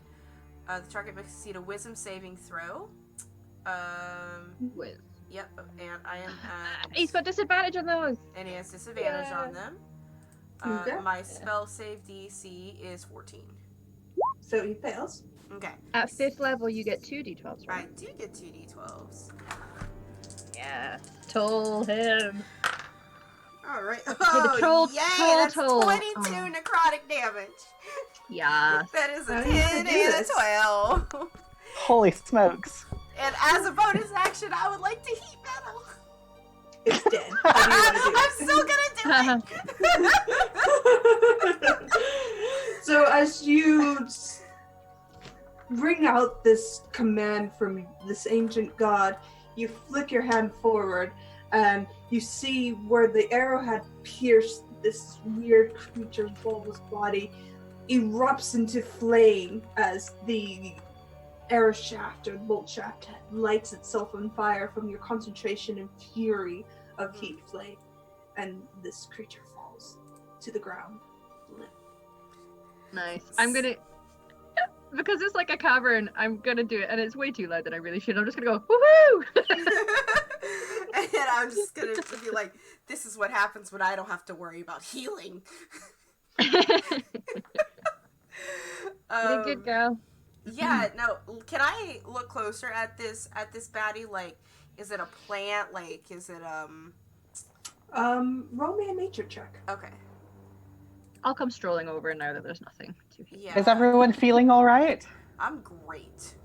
Yeah, I feel fantastic. I am great. A 15. We did good, guys. Go team. Yeah. 15. It is not a plant. It is not an animal Mhm. or a beast you've ever seen. Roll me a history check. Okay. I am proficient in history. 12. You're not quite sure what it is. So something digs at the back of your mind, but it's not any known beast, animal, creature you recognize. Can I roll a medicine on it to see if any of its body parts are useful? Sure. Okay. Nah. I am proficient in medicine! You're not really sure. You're not sure. You're not. I mean, the anatomy of this creature is strange as it is. Yeah. It only has 2 legs, 3 tentacles, and a mouth, Mm-hmm. and it smells. Yeah, you know. Any of you guys, have you seen this before? Have I seen this before? Roll history check. Because my guy, he may not act like it, but he's a book nerd, so. See that? Watch me not succeed at the roll. 12. Digging through your mind, you've not encountered anything like this in your books. It's weird. But if you should ever ask the elves at the library, maybe. Alright, they I'm would. gonna do a quick sketch of its anatomy with a little question mark and a note to inquire when I get back to the Grand Library.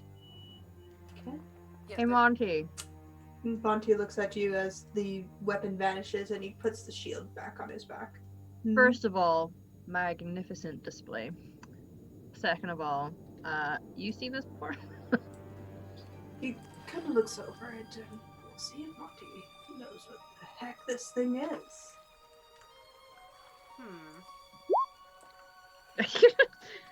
Just a little. He kind of leans forward and pushes one of the tentacles aside and yeah, it's an aberration of some type. Oh. An aberration. I'll scribble that down as well. I'll think. Oh, dear.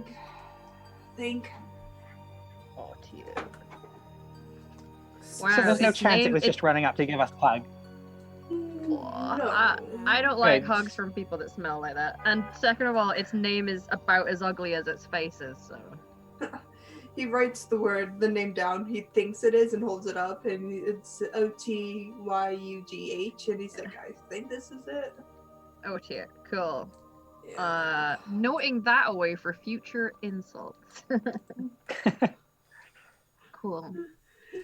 I'm guessing it probably made its home down here because fishing was probably easy. It's real stanky.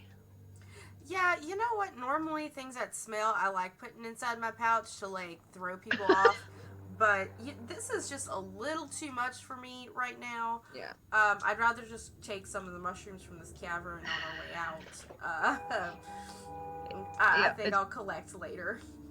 Daphne has a habit of just picking up strange things when she sees them.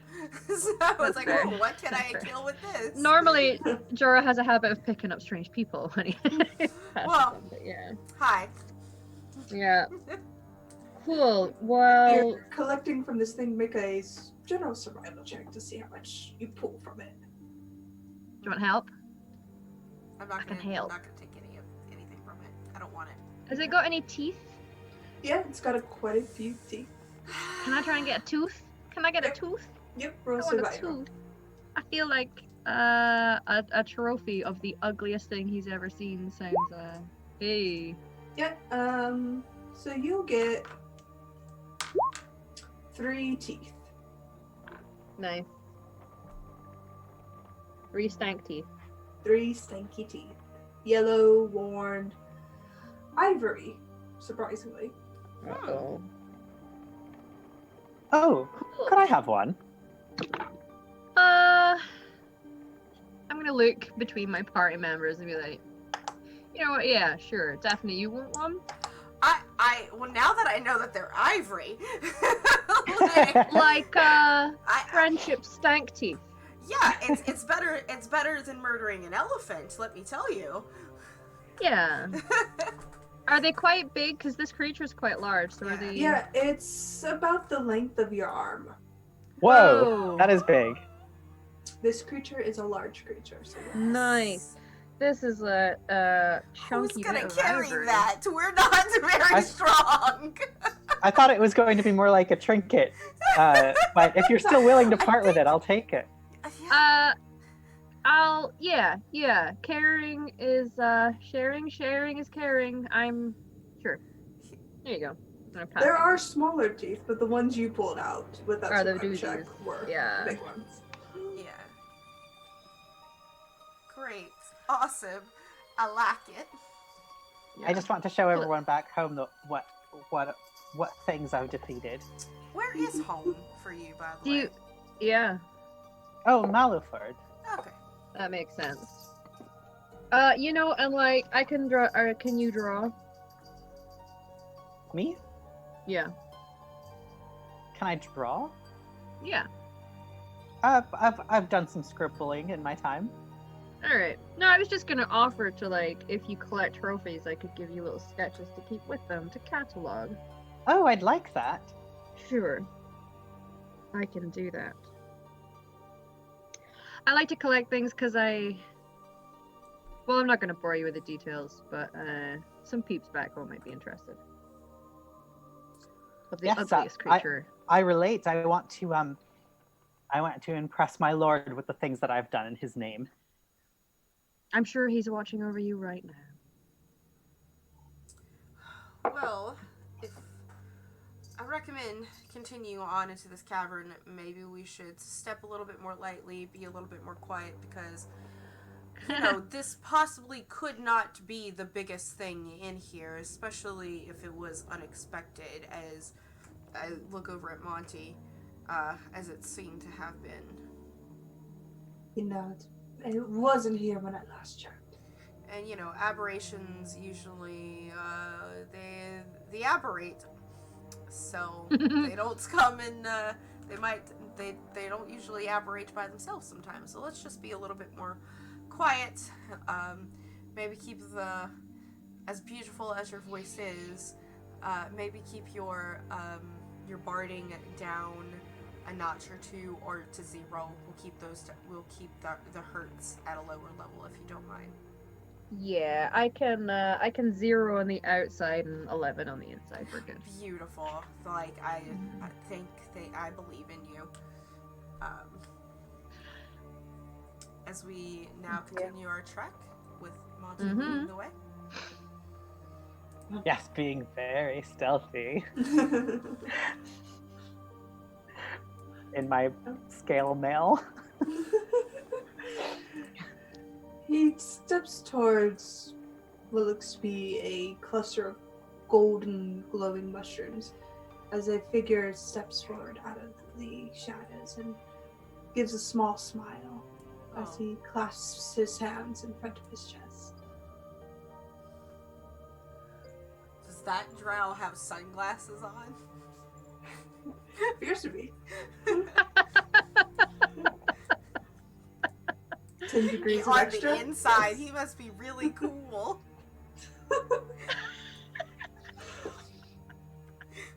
You guys can't see what we see, and I apologize to chat. My capabilities of showing the map are not without. I need a third monitor. Go ahead anyway, I'm sorry. He steps forward. He has long white hair tied up in a ponytail, so it's sharp features, darker purplish skin. His eyes aren't silver, they're more blue. He has round glasses on, not sunglasses, but round glasses on. And he's wearing long black robes, and his hands are clasped neatly in front of him. And he just looks between all of you. Welcome. So, Have you come to pay tribute to the oath? Yes, we are seeking the old ways. Yes, we love spider ladies. Oh, Me too, actually. yeah. I like your glasses. The elf kind of squares his shoulders and smiles. Thank you. Yeah, they look very dashing. Quite stylish. Mm-hmm. I like to be stylish. You're achieving it, my friend. Mm-hmm. Thank you. 10 out of 10. Great job. Are you a member of the sect? I am. Yes. You wouldn't happen to be a senior member, would you? I am the senior member. Yes. Are you Hakan? I am. You've heard of me. Yes. You hold much respect and esteem within the faith of law. He tilts his head and smiles. Thank you. Oh, you're welcome. Is there any homage you would wish for us to pay out here, or? You can come inside my chambers if you wish. It's... He looks towards the creature behind you. Bit nippy out here. Yeah. Does it smell better inside your chamber? He gives a nod. Yeah. Marginally so. Did Oh. you didn't happen to test us with that creature. It just appeared. It wasn't there this morning, no. Okay. Can I insight this guy? Yes. Yeah. It seems we took care of a pest for you. You seem to have done so indeed. Hmm. He is being very honest. That creature was not there in the Okay. morning. Alright, cool. And he had, like, nothing to do with it being there. Nope, Alright. it just seems from us, because you know it's an apparition. Mm-hmm. From what you know of apparitions, they appear wherever and whenever they please. Alright. Mm-hmm. And the fact that this place is dark and has a waterway, possibly used for fishery, perfect place for a creature like this. Are we, given I, have been studious at one point in my life, especially elven-related things, would I have any knowledge of, typical stories of Loth, or any details about her worship? Because you have that background, yeah, you know that Loth was a god who helped kickstart the calamity, as she was very much against what was going on during that time. The new rise to power gave her the bolstering of, I can use this to control people, and I can use that fear, that history, that wrath to make these people what I want. And that's how the Drow Society came to be, through her worship, through her demands. Okay. With that a bit, you would also know it was the same reason the Drow rebelled against her. Yeah. Can I try to, without verbally or overselling it, just act very humble and submissive around this guy then? Yeah, roll me a performance check. Sure. Oh boy, this is meant to be what I'm good at. Watch me fall flat on my face. Oh. Good. Alright. He kind of looks you over, Jor, then looks to the group and gives a smile and kind of gestures you towards the back of the cavern as he turns around very neatly and kind of moves forward without much of a word. Can I message Daphne and just Mhm. tell her much the same, just basically like you might want to act all like head bowy around him. The followers of Loth are like super submissive and I want to be subjugated. True. I mean, but we're also females. You are. Oh, that's right. I am. Yeah. You were just so gorgeous, I forgot. You know. Yes. I'm embrace like, all things. We're yeah, good. so like knowing that, kind of just to backtrack a little bit. Sorry, man, keeping up with this.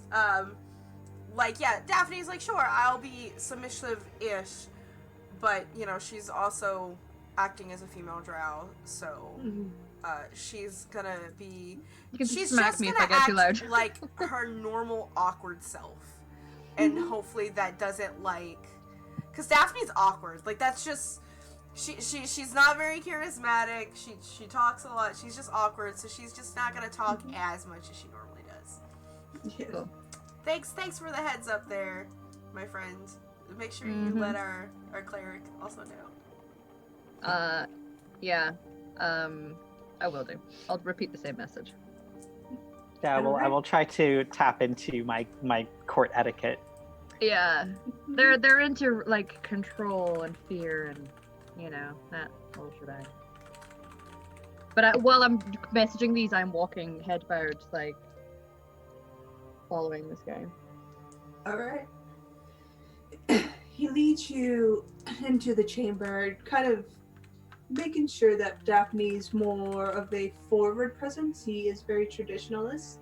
The other three of you, Monty, Mohammed, and Dra, you are male, and the eyes of both you are second class, according to the religion.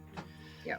So he's very tentative to that and making sure that Daphne is more of the forward-facing figure. Oh.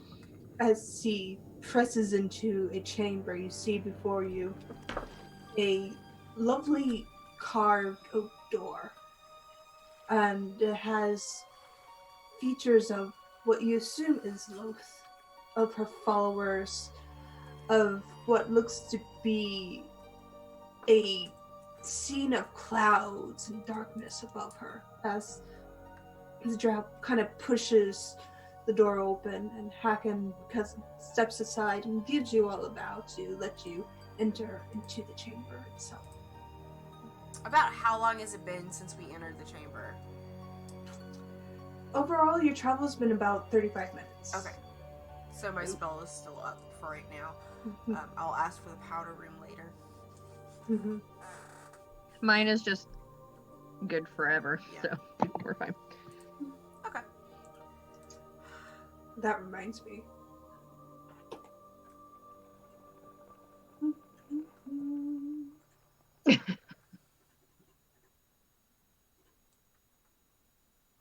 Roll me a deception check there, Mohammed. Great. I'm so glad.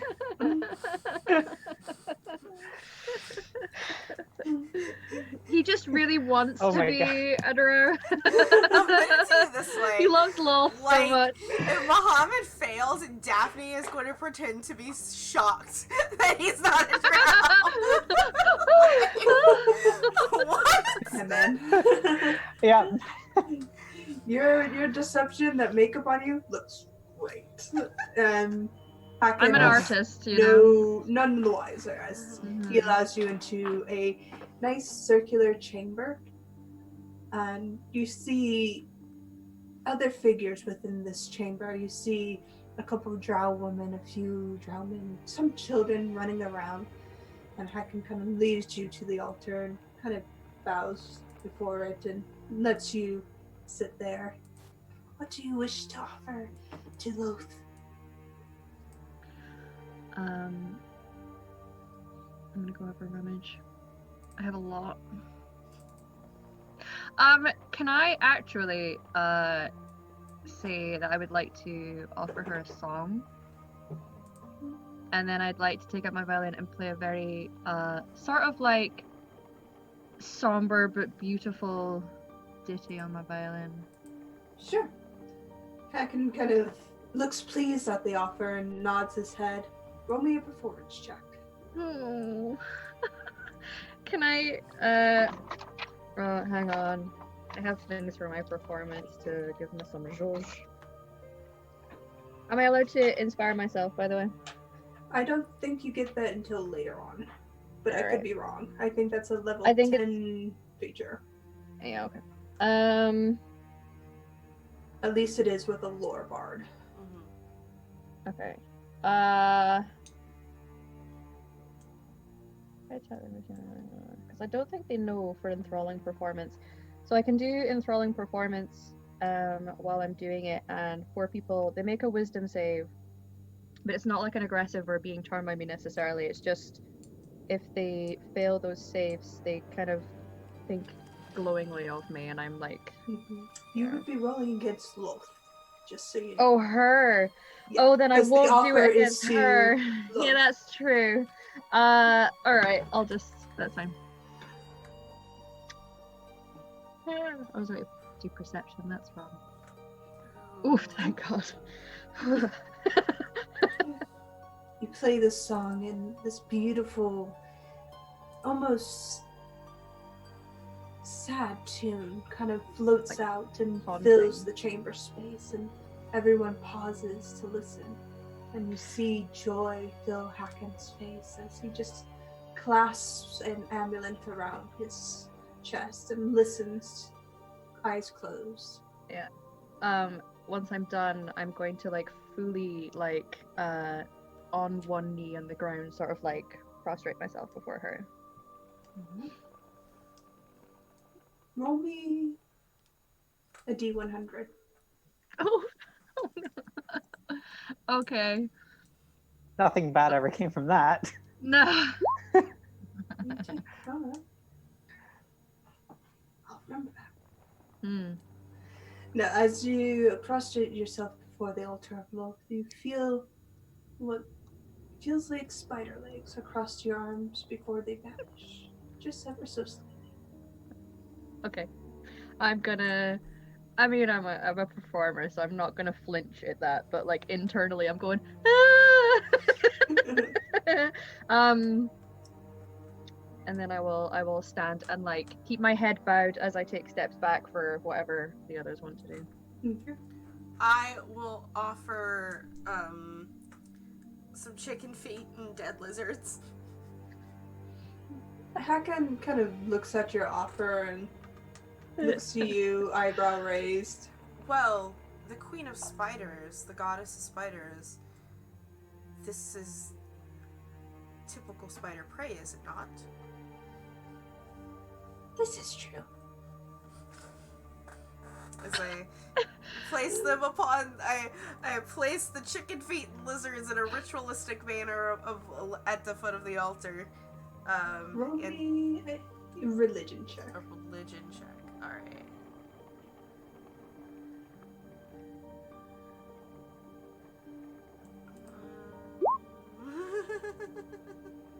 Okay.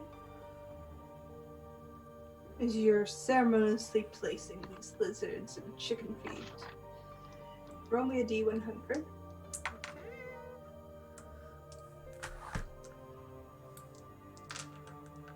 Sorry, correct dice. That is a 76. 76. Mm-hmm. Our numbers are very far apart, and I don't know what that means. Sorry. As you're placing this ritualistic lizard and chicken feet, you feel something bite your skin. Sharp for a moment. What part of my body? Just along your arm above your elbow. Okay. And you get the feeling of displeasement before it fades. I won't necessarily do anything in response except continue on. Like, you might see a little flinch out of me, like, oh, something bit me. But, like, I don't actually care if I please or displease Loth, so. Okay. I got my own god. In fact, I'm kind of happy that I displeased Loth. As an elf. Look, you got to play the game. You got to play the game, yeah. All right. And, you know, I just pretend like nothing happened, and I'm very pleased with myself. Mehemen, are you offering anything to this altar? Yes, not gonna lie, I feel awkward about it. But I am here from the direction of my goddess, so I'm going to place one of my candles. Sorry if you can hear that siren.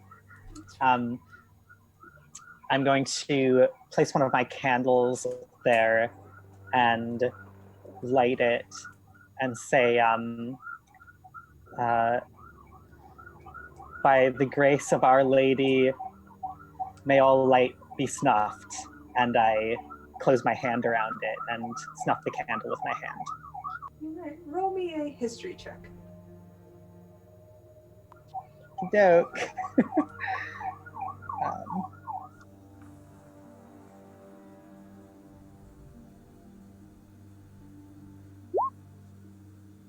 Okay, roll me a D100. Great.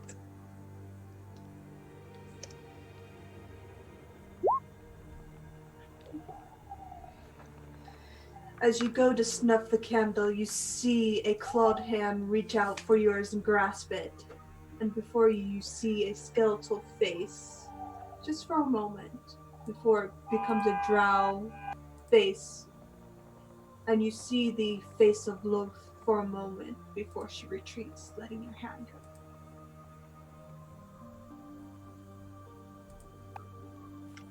Oh boy, that was very intimate.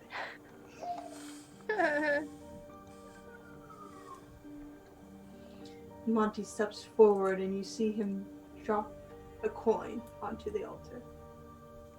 I'll pay alms before he steps back. Hacken kind of looks curiously at your group. Well done. I give another bow.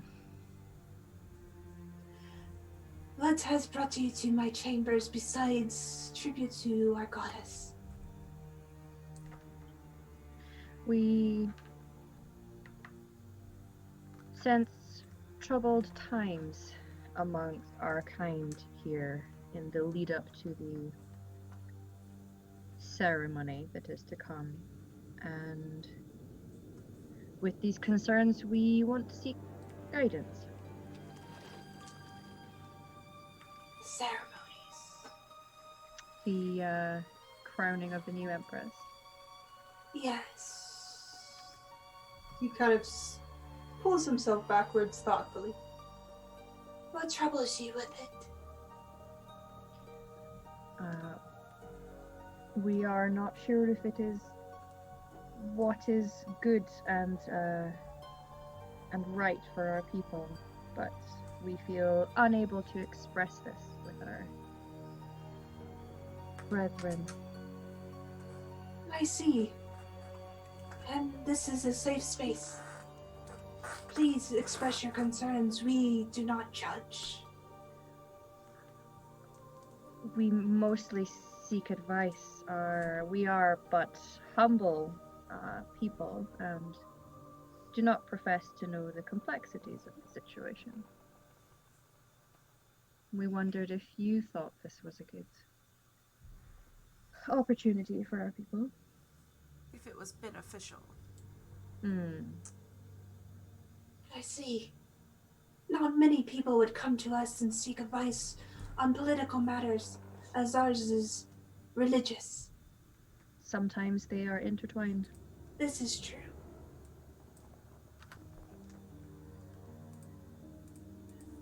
The queen-to-be is young.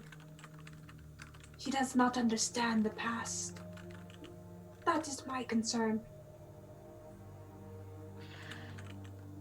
Yes, that she embraces the new ways and the new goddess. Yes.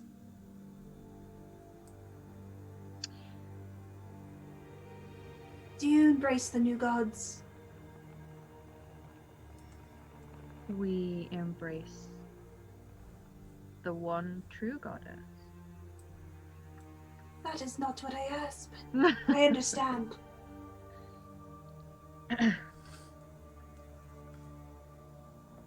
Your faith is admirable and your performance warms my heart. Lilith is curiously interested as her eyes have gazed upon you. I I am humbled by that. Very humble, yes.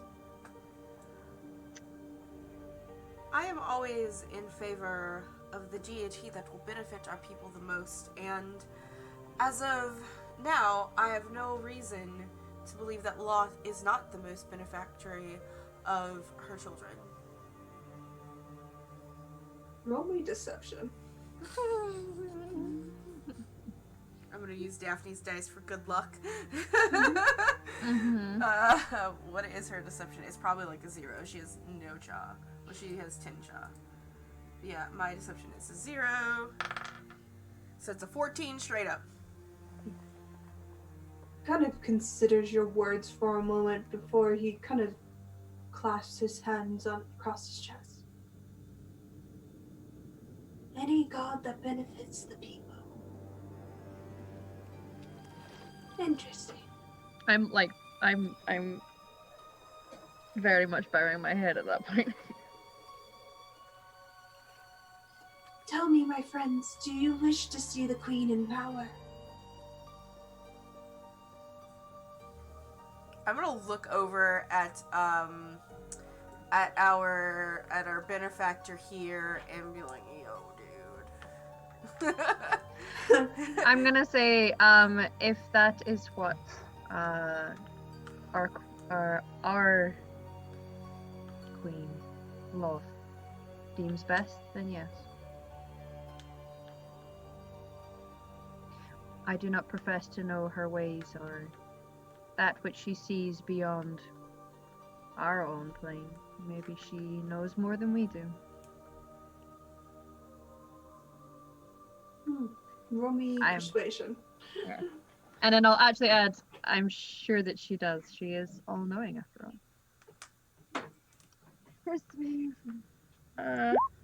That's a 23.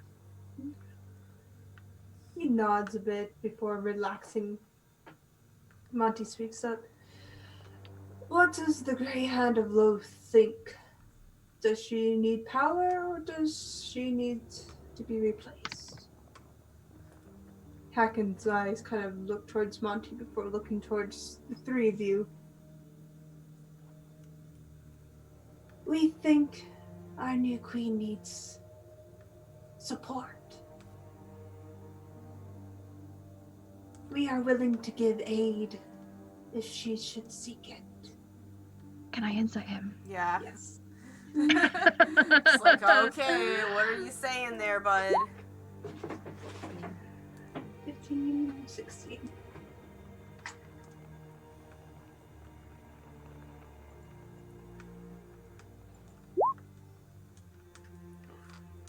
Jorah, you know there's some truth to what he's saying. He has a lot of reservations to him. You know that he wants to try to merge the two sides.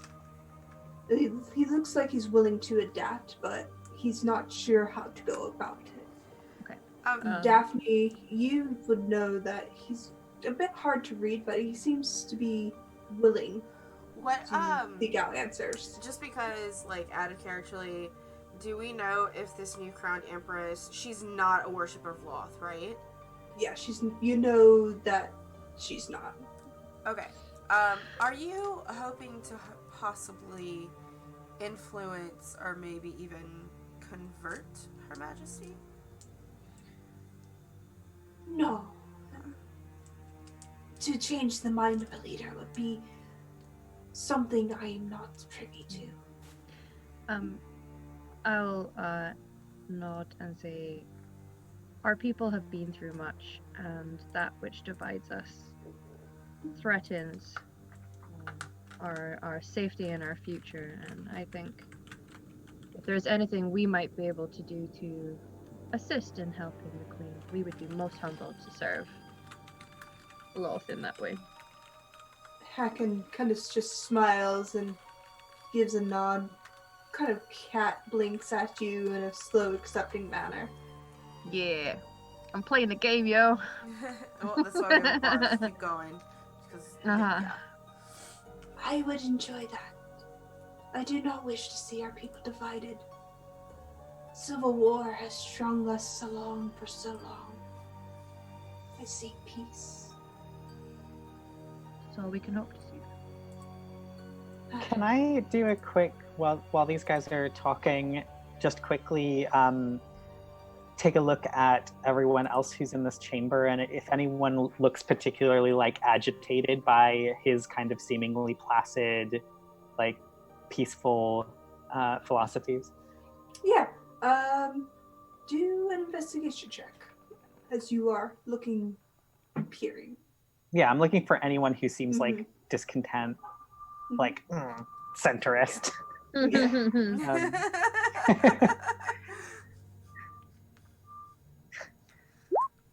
Yay! No, That was not a seems- natural one. I rolled a 2 and I have a -1 to investigation. Nobody seems particularly annoyed. Most seem Awesome. pretty on par with what he's saying. Maybe a few children are a little bored about this, but nothing out of the ordinary.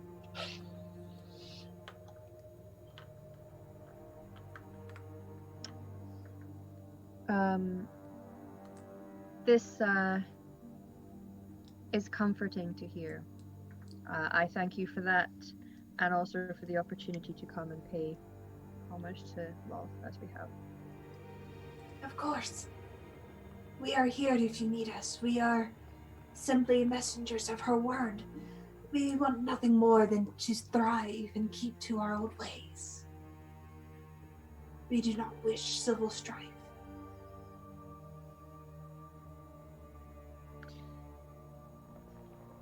Good to know. Very good to know. Would I know, is there a particular blessing that followers of love tend to say to each other in times such as these? Roll religion check. 8.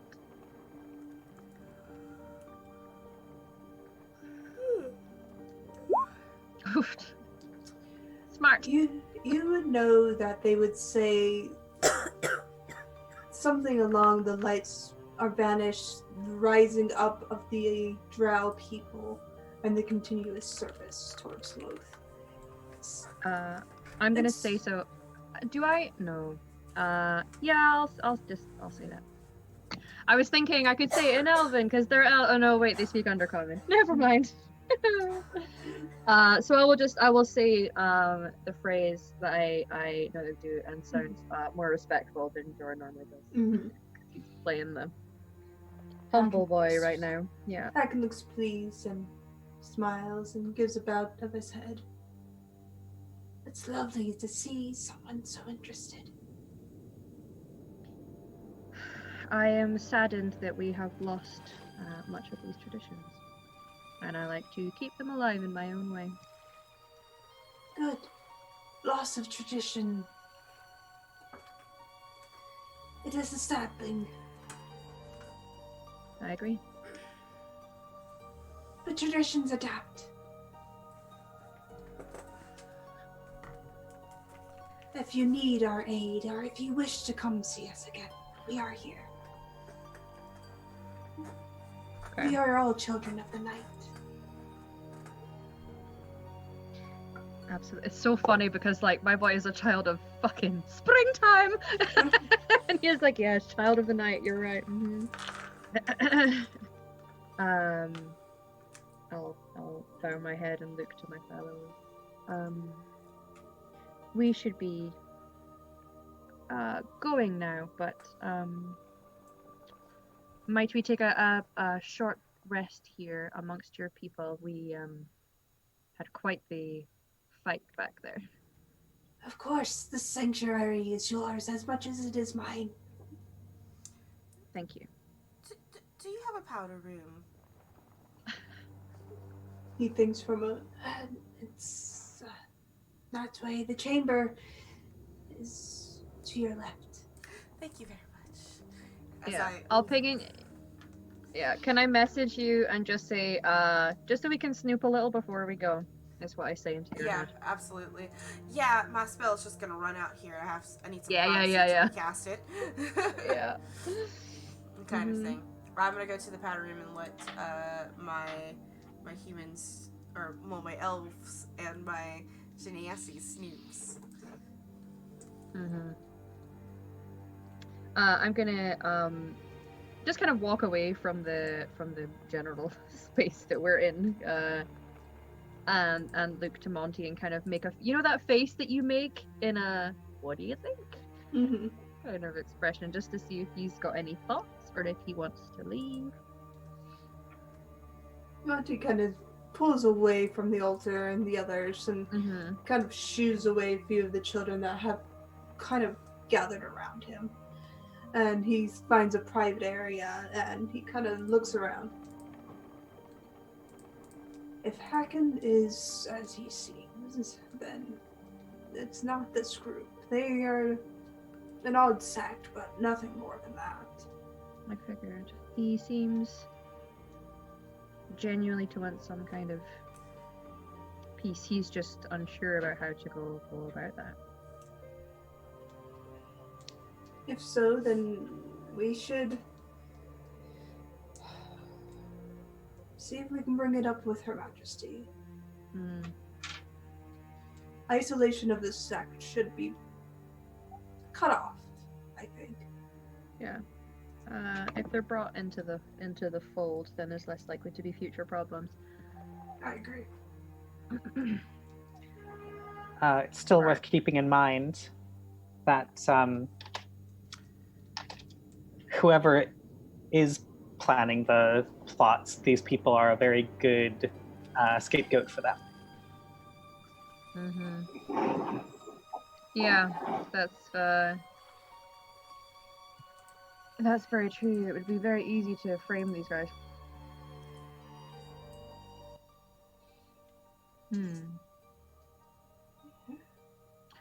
Should we perhaps speak with a few people and see if they feel the same way? By You all might have means. dissenters that are, less keen for peace. Like Go perhaps on, like I'll- an idea that maybe there is another group or maybe some dissent even within this one. Yeah. Yeah. I want to try and find someone attractive. Okay. They're old. Roll me a perception check. Alright. To be fair, he's easy please, but perception. Alright. You look around and there is a woman in the back kind of keeping to herself. She has a scar across her face. Her features are gentle and warm and welcoming. She's kind of built in a very muscular way. Her hair's cut short, comes down just past her ears in almost an angular fashion.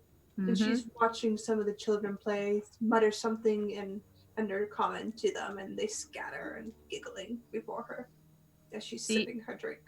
I said I was gonna find a beautiful muscle lady for her, and I have. So I deliver on my promises. What can I say? I am going to approach, Okay. but I'm going to approach with a very respectful, not necessarily meeting her eyes because she is a woman and I am a man. Mm-hmm. So as you approach, she kind of looks at you and gives you a curious nod and smiles. She has a wide, flashy smile, kind of fanged teeth to her. Nice.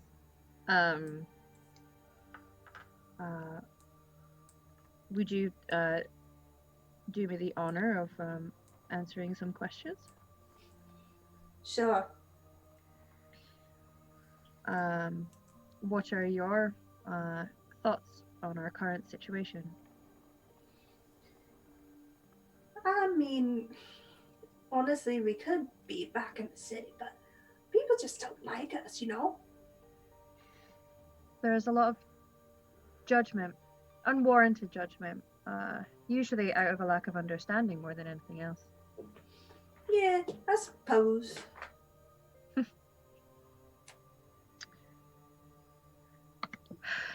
Do you have thoughts on our soon-to-be empress? She's young. She needs to honor the past, but other than that, she's alright. She's got some new reforms I like. What reforms are these? Better schools for kids. I kind of like that. That sounds wonderful. Would she include the children that are here with the sect? I hope so. I mean, policy don't always go down to the slums, but I think she might make a change. It could be good. You know, Redirect some even if text money. yeah. Do you think she should consider altering her fate?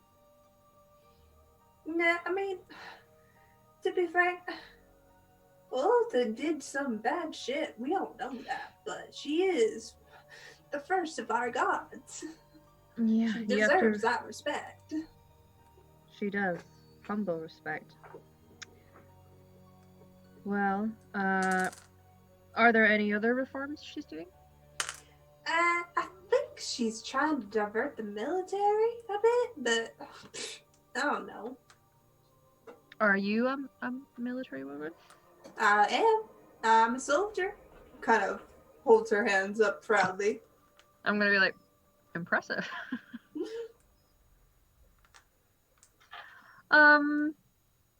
I'm gonna like, cause I think ordinarily he would start to like pull out some charm at this point, but he's gonna reconsider and see if he can see Daphne. Daphne's gonna come out of the powder room freshly spelled up. I'm gonna feel like I want to like click to get your attention, but instead I'm just gonna like clear my throat to get your attention because I'm respectful and you're a lady. Yes, and my passive's high enough. And I'm gonna come over there and be like, "You are behaving yourself, are you not?" Always. I've been speaking to what is your name, if I might ask? You call me Tamra.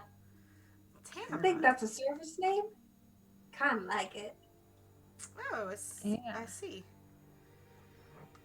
I need to go and check with my friend. Are you okay here? I'm gonna say that to Daphne. I catch I'm gonna on give you, for like- a second, and I'm like, sure, I'm just fine, thank you. Tamara here has been telling me about the reforms that the Empress is wanting to do.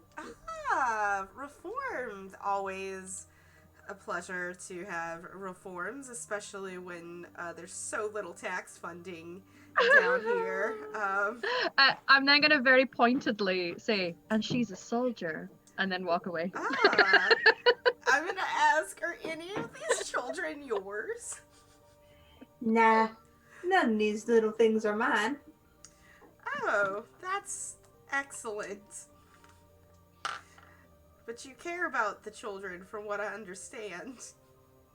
Yeah, I mean, my sister has like 3 little weens all over the place, and I have to look after them. And so I want them to have a good school, you know? Right? Like whenever there's like a decent education system, it's almost like you don't have to worry about childcare because it's provided by the state. I mean, yeah. I could get off to, Rosewife and killing some undead. Instead, I'm here looking after. He kind of gestures to the gaggle of children before her. Oh, she's in Rosewine? Yeah, I mean, we kind of switch off and on because we're both like soldier types. Mm-hmm. So, I mean, it's basically to keep the undead in check so they don't come down here. But that's about it. I can't stand the undead, to be honest. They're the worst. I've just not had a good. The dead completely different, but the undead Yes. that just they shouldn't. I've had some really terrifying experiences with them, and anyway, I was just wondering, y'all all seem to be appreciative and in support of this new Empress, but, and I'm just gonna kind of lean a little closer and say very softly, I'm just wondering if that's the case with everybody here, or like maybe people who aren't here who might have thought that you guys had bad ideas. Well, not everybody likes the idea of us the new queen, but I suppose, but everybody you see here is pretty good to the cause. I mean, Oh, some donate their clothes and food, the other donates money towards repairs and stuff. y'all are the. I'm just thinking to myself, these are the nicest followers of Loth I have ever met. like, is Loth okay with this? Well, it's. Jorah, like hearing you guys bonding, he's already smirking and feeling quite proud of himself. And Except I'm you gonna wander know over that to it's all Muhammad. based on a lie. Lies can still work if it gets you laid. I'm gonna wander over and offer up my jug of what currently has wine in it to Muhammad while we wait for that. Yeah, I don't think we're gonna get anything out of these people, to be honest. Mm-hmm. I'm just drinking. Drink. Nehemon, Yeah, Jorah, I will Jack. join in. Yeah, you're all drinking, enjoying yourselves. The good wine. Give me a perception check as you've gotten to know this group over the course of the 30 minutes you've been here. Perception. Yep.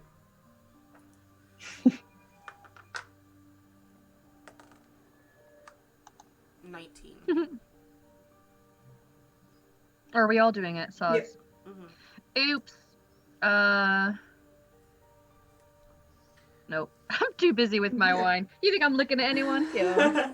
Daphne, as you're talking to Tamara, as she calls herself, you glance just a little to your right and you see somebody that sticks out just like momentarily. The drows here are a bit more humble in their dress. The only really flashy one is Hacken, but he seems to be the head priest. But you notice somebody kind of quietly slip out, and as they slip out, you notice their boots are a bit too high end for the slums for this group. Pardon me, Tara. It was great to talk to you. I have a friend you might want to meet if you're ever in your travels and interested in some really good prey-like offerings. Please check out the Witch in the Wood Huts in New Wine if you're ever in town. As I leave her and I give a card as I leave her. She takes the card. All right. Bye. As I leave her to go towards Monty, and I just kind of lean in as if I'm a female drow, being a terrible tease to a male drow. Kind of thing.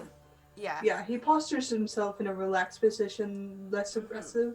And I'm going to whisper in his ear about the person that left with the fancy boots. He listens, and then his eyes kind of flicker towards the entrance as he pulls himself outward. Kind of folds his hands up to you. I'm married. Thanks, though. As he leaves. Well, so am I. I didn't realize we were in a monogamous. Yeah. Oh, all right, dear. He heads up the entrance. I'm gonna look at my other two boys, and it's well, my companions, shall we get going? I believe that there is some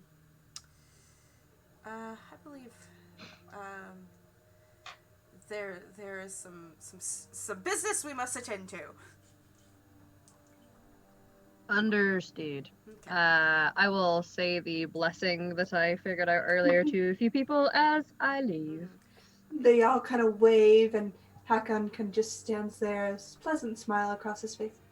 Come back when you're ready. Can I give him?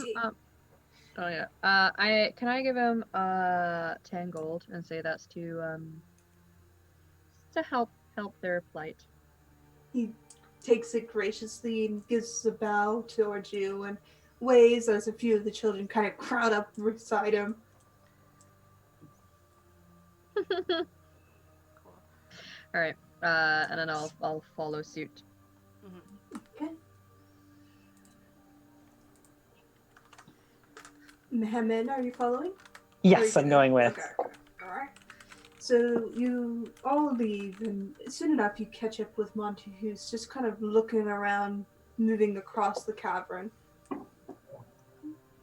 Make a perception check, 'cause you're moving slowly.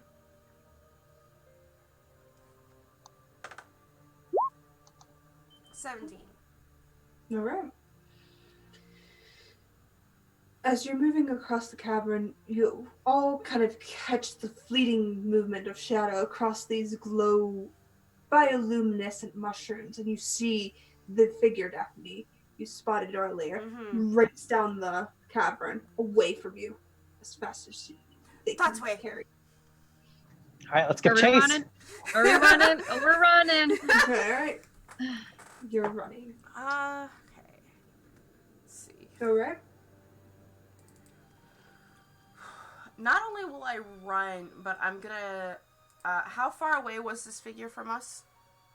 You look to be about 50, 60 feet in front of you. 60 feet in front. Okay.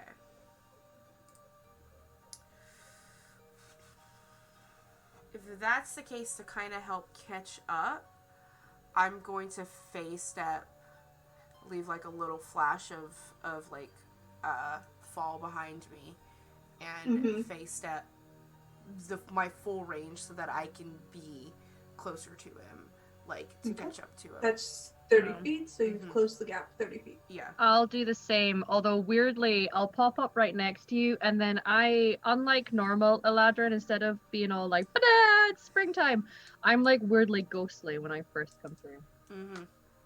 And then eventually I kind of. Oh no, ghost! Yeah. You see Monty or you hear Monty rather than say go, as he grabs Mehem and kind of vanishes from where he was and appears beside you with Mehem. Whoa! Yeah, and I mean, like with us, like it's just like as soon as like my feet hit the floor, like I'm booking it towards this person. All right, all of you make a dexterity check, just a dex check. It's just a dex Not check. a save, just a dex check. Okay. As you are running in the dark. I mean, yeah, Oh no! we're all able to see in the dark. Hey, nimble as fuck. Yep. That 15. elven blood though. 15. All right. Mehem, you stumble, fall, scrape your knee, take 1 point of damage. I'm not As you surprised. chase- Teleported willingly.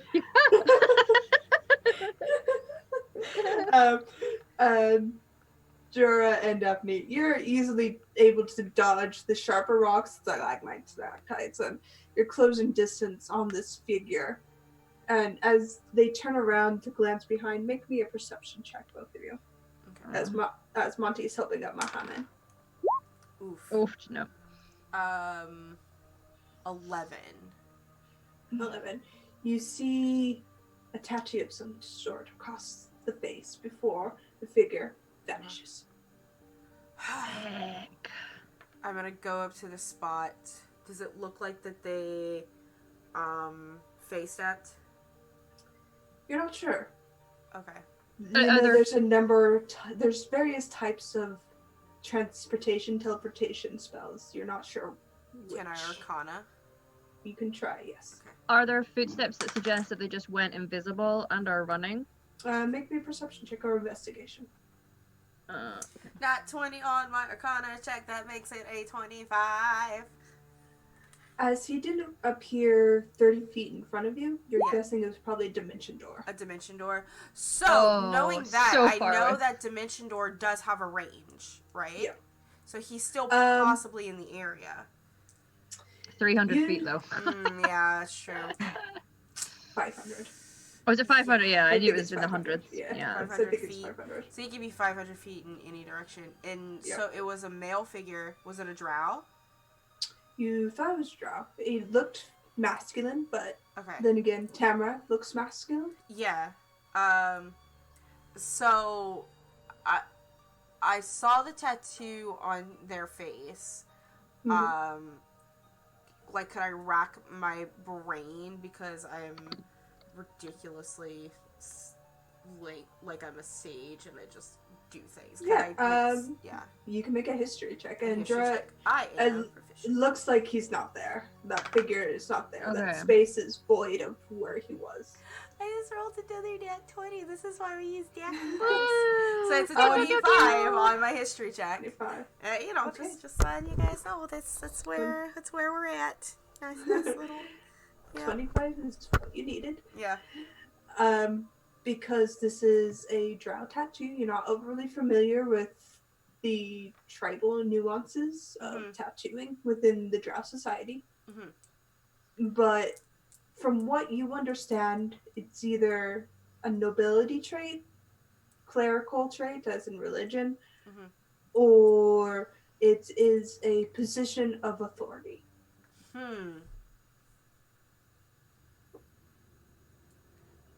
That fellow there seemed to be important. Yeah. Could you draw the symbol out from? Oh, with a 25, I probably could describe You can it get pretty decently, right? You got a glance of it, so you can describe some of it, not all of it. Yeah, Do you want to? If I open my book, will you do a bit of a sketch? I can try.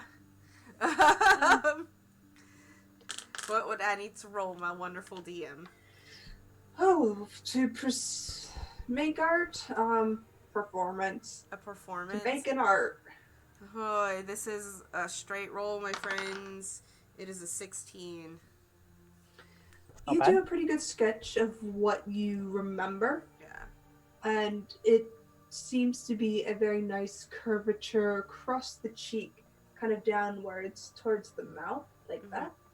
And you see some semblance of dots across the line there. You thought you saw some along the jawbone, but it was hard to make out.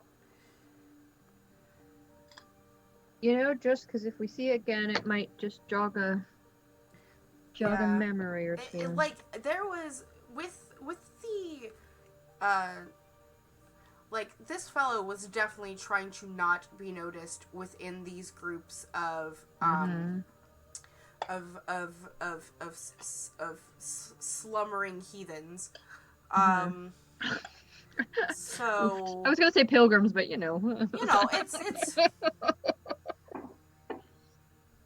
I get it's cool. It's cool. You well, it is the month of American Thanksgiving, so why not? Yeah.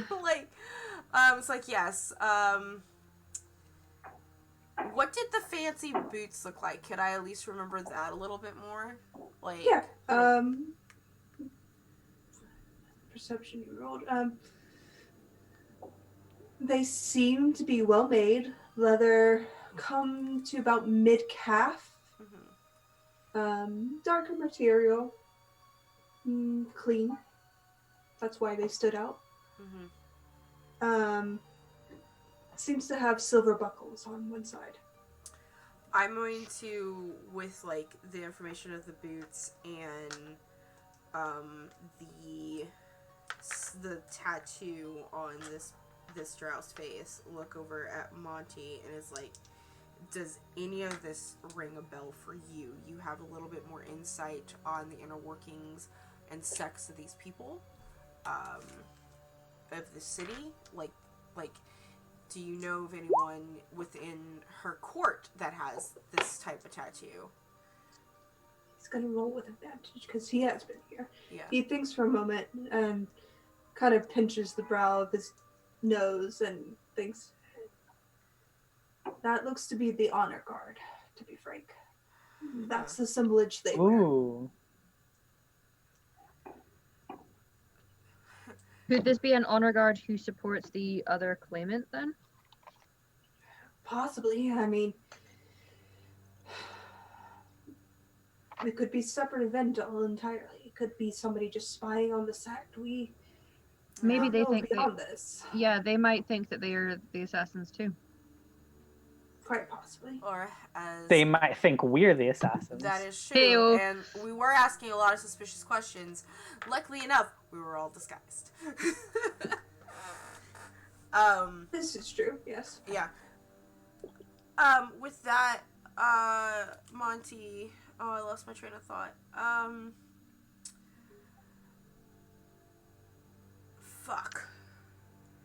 That's, We that's out could- of character. Give me a second. We could bring this. Do you have a member of the council we were going to see that you might trust with our investigations?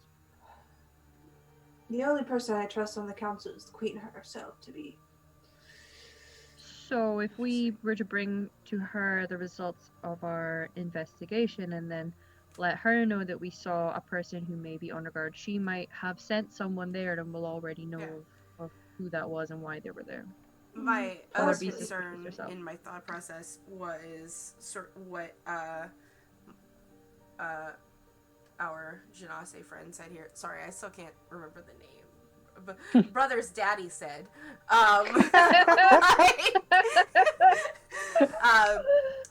what if it was somebody looking for information to scapegoat this group as well? That is a possibility.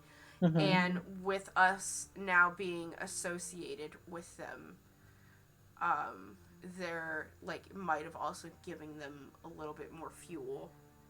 Well, if they've been spying on them for a while and they see people that they don't recognize come in, do Yeah. what we did, ask what we did, say what we did, we were pretty well, I'd like to think we were pretty convincing. In the back That of we her, were there to in the back of her head, Daphne is like, I'm really glad I didn't like offer up that poison that I have. That is this guy's hot sauce. Like, Yeah. looks really suspicious. Yes, I Well- actually kind of liked this humble little sect we visited, and Yep. I too. think it's safe to say whether this chap who is running from us is implicated or not. It would be a good thing to check the people who are at court. I don't Because like the idea of them being sabotaged. Yeah. an assassination attempt coming from your closest is nothing to sneeze at. Yeah. Plus, it means you know we get to dress up nice. Whee! You know, it felt real weird. I got like a caress of spider legs when I was performing, and it feels strange having that attention from Lol. That was weird, guys. Yes, I saw a sort of skeletal face when I offered a candle. Oh, that bitch bit me. Wow. You guys, that's not she what was I. not happy. He But clearly you know, doesn't actually like chicken legs. I mean, like, I think she realized that, like, you know, I am involved with a new god. Yeah. Perhaps. It's, Perhaps. I do get my abilities from the ethereal plane, so. Imagine what Yeah, I felt a little awkward pretending to be a follower of a god I wasn't, but my goddess is neutral, and everyone dreams, and you know, I'm open to the fact that there may be nice people coming from Oh, yeah. any god. I don't know where my god stands in all of this. We don't talk about that kind of stuff. Like, I didn't even, like, have a god until recently, and, you know, I was just born this way. I just sing songs, so you know, I'm good. It's true. But, yeah, it definitely, I look over at Monty, it's like, it definitely seems like we're going to need to dig a little deeper here, and within the court itself. I agree. Man. I'm gonna bust out my best scented oils for the queen. I'm Court excited. intrigue time. Monty eventually leads you back into the city proper. You're at the foot of the slums, looking upwards towards the castle itself. Definitely gonna drop my disguised self going through all of this. That was my stomach. I'm gonna like alter myself, but just to look like a fancier, better dressed drow. I'm gonna keep the drow for a little bit until we know we're actually going to the palace. We're still in drow territory right now. That's true. Lim. Yeah, that's true. The Schlim. That is true. Once we're kind of like out of like slummy stuff and more where things are a little bit more multicultural, drop my disguise in the cover of a building or whatever. Yeah. So this Passing. big green thing is our PLS. Yes, your big green thing is. What is this? What is this a temple to? As you pass it, you realize as you pass it, it's not a temple; it's a hospital. A hospital. Okay. Mm. Huh. Very More well effort. maintained, and you see clerics going in and out, various doctors going in. You see a bugbear and a goblin kind of conversing back and forth as they step into the hospital. Goblins.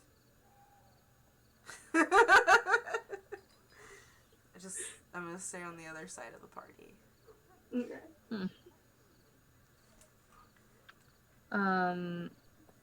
Is he leading us straight there just now? He pauses on the outskirt of the wall and looks towards you guys expectantly. We can go back to the tavern and talk this out. That Or we can go sounds straight like there. a good idea, I think.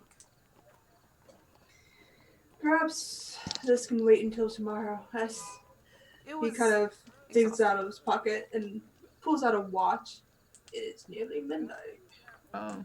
I wonder why I was so hungry. Right?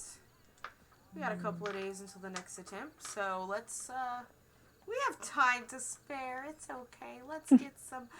This is way later than I'm used to staying up. So. We would look terribly suspicious going to court now. So Yeah.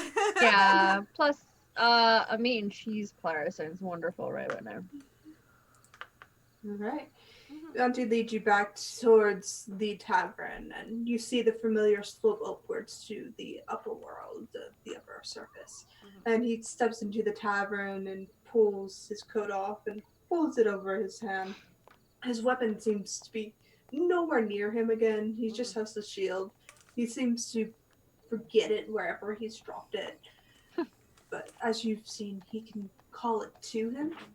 And he kind of takes a table as somebody comes up and takes your orders for food, drink. I get mine to go because I'm going to bed.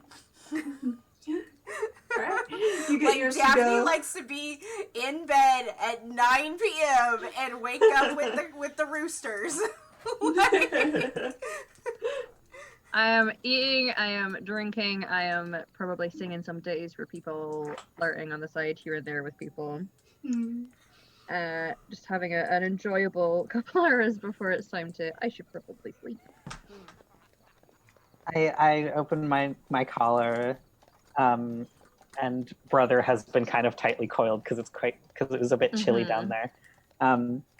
Say, do you feel like doing some mousing, or are you still feeling lazy? And if he's so inclined, I'm going to let him out at a corner of the room and see if he wants to catch mice. All right. He seems okay with it and kind of slithers away from you down your leg and goes off mousing. Cool snake you got, friend. He doesn't need to. He's really just, a spirit, but I like to give him a natural experience. Just, feel more fulfilling and multi-layered existence. That's cool. Yeah, so maybe he'll find a rat or something, and this tavern will be cleaner. That's very true. That is very true. So do you, summon him? Yes, I can poof him out of a situation, so I'm not worried. That's good. You want a drink? I would love one. What are you drinking? I've got mead on the go at the moment. Yes, I'll take some mead. Cool. I have I'm gonna take yeah, sure. I'm gonna take a big jug and just pour it out from a big tankard and just kind of fill it up to the brim. Right. I ain't buying no booze in here. I got my own. I'm gonna pass it over. Right. With drink, food, and beds for you, they're ready. Monty kind of stays at the table, takes out a book and reads, and lets you pass the time as you please. But as midnight draws near and past, he gets up and leaves for the night and leaves what remains of your party. You do get a long rest, as we'll be ending the session here. Boop, boop. Mark up your points, whatever you Mhm. need, recover. Ah, get that 1 hit point back from skinning my neck. Yeah. Get my spell slots back. Let's get those spell Can slots I- back. Did I see what book he was reading? Make a quick perception check. True.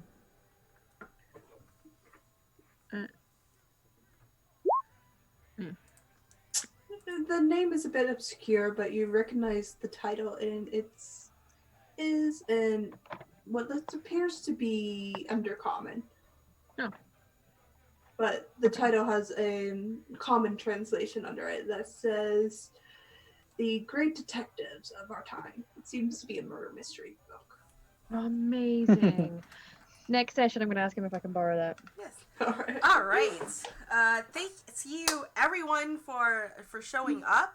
Really appreciate it. I think this is an excellent segue into season 2. Yeah. I love it. Thank you so much, Jen.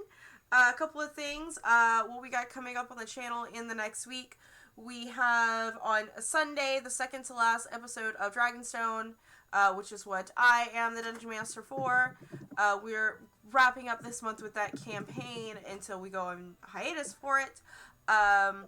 Normally we would have had our season finale at Miami Bites this Monday, but it's being delayed until next Monday because it's holiday and my husband has to work, and that's his game. And then on Tuesday we have the season premiere of season 2 of Revenge of the Gith. So looking forward to that, everyone. We'll just go around and everyone let us know where we can find you on the internet, what you got going on. And we'll start with Emma. Sure. I am Emma. I go by Hamalu on the internet. You will see me here every second Thursday for this game. Other than that, you can catch me mostly on Twitter, and also if you want to follow at ChemNadinD, I'll chuck up in the chat. That is my school group, and they like when people of the interwebs like their shenanigans. Okay. Thank you so much. Freddie. Yeah, thank you so much for having me. I'm really excited to start out this long-term story. I've only done one-shots before now on streams, so super excited. And I'm His Majesty on Twitter, and I have I'll occasionally throw up illustrations on there because I'm an illustrator. I'll probably be doing some illustrations for this campaign, which I'm excited about. Whee! Excellent. And of course, last but not least, our Dungeon Master, Jen. Hi, you can find me over at Twitter at LaughmakerDND, here at Val's channel every other Thursday, over at Indoors channel every month, once a month when we do our Lumen 20s, and come say hi to me on Discord, Twitter, wherever. I'm happy to talk to you. All right, awesome. I was so busy and excited that I forgot to find somebody to raid, but we'll do that real quick. If anyone wants to say something nice again, please do that. Let's go to the bottom of my thing. Cool. We're gonna go to Red and Slime Gaming, who is also playing Dungeons and Dragons today, and that's who we shall be raiding as soon as they is prompted up. But thank you guys so much for coming and showing up and all of that good stuff. Come on, Button, let's go. Mama tired. All right, everybody, bye.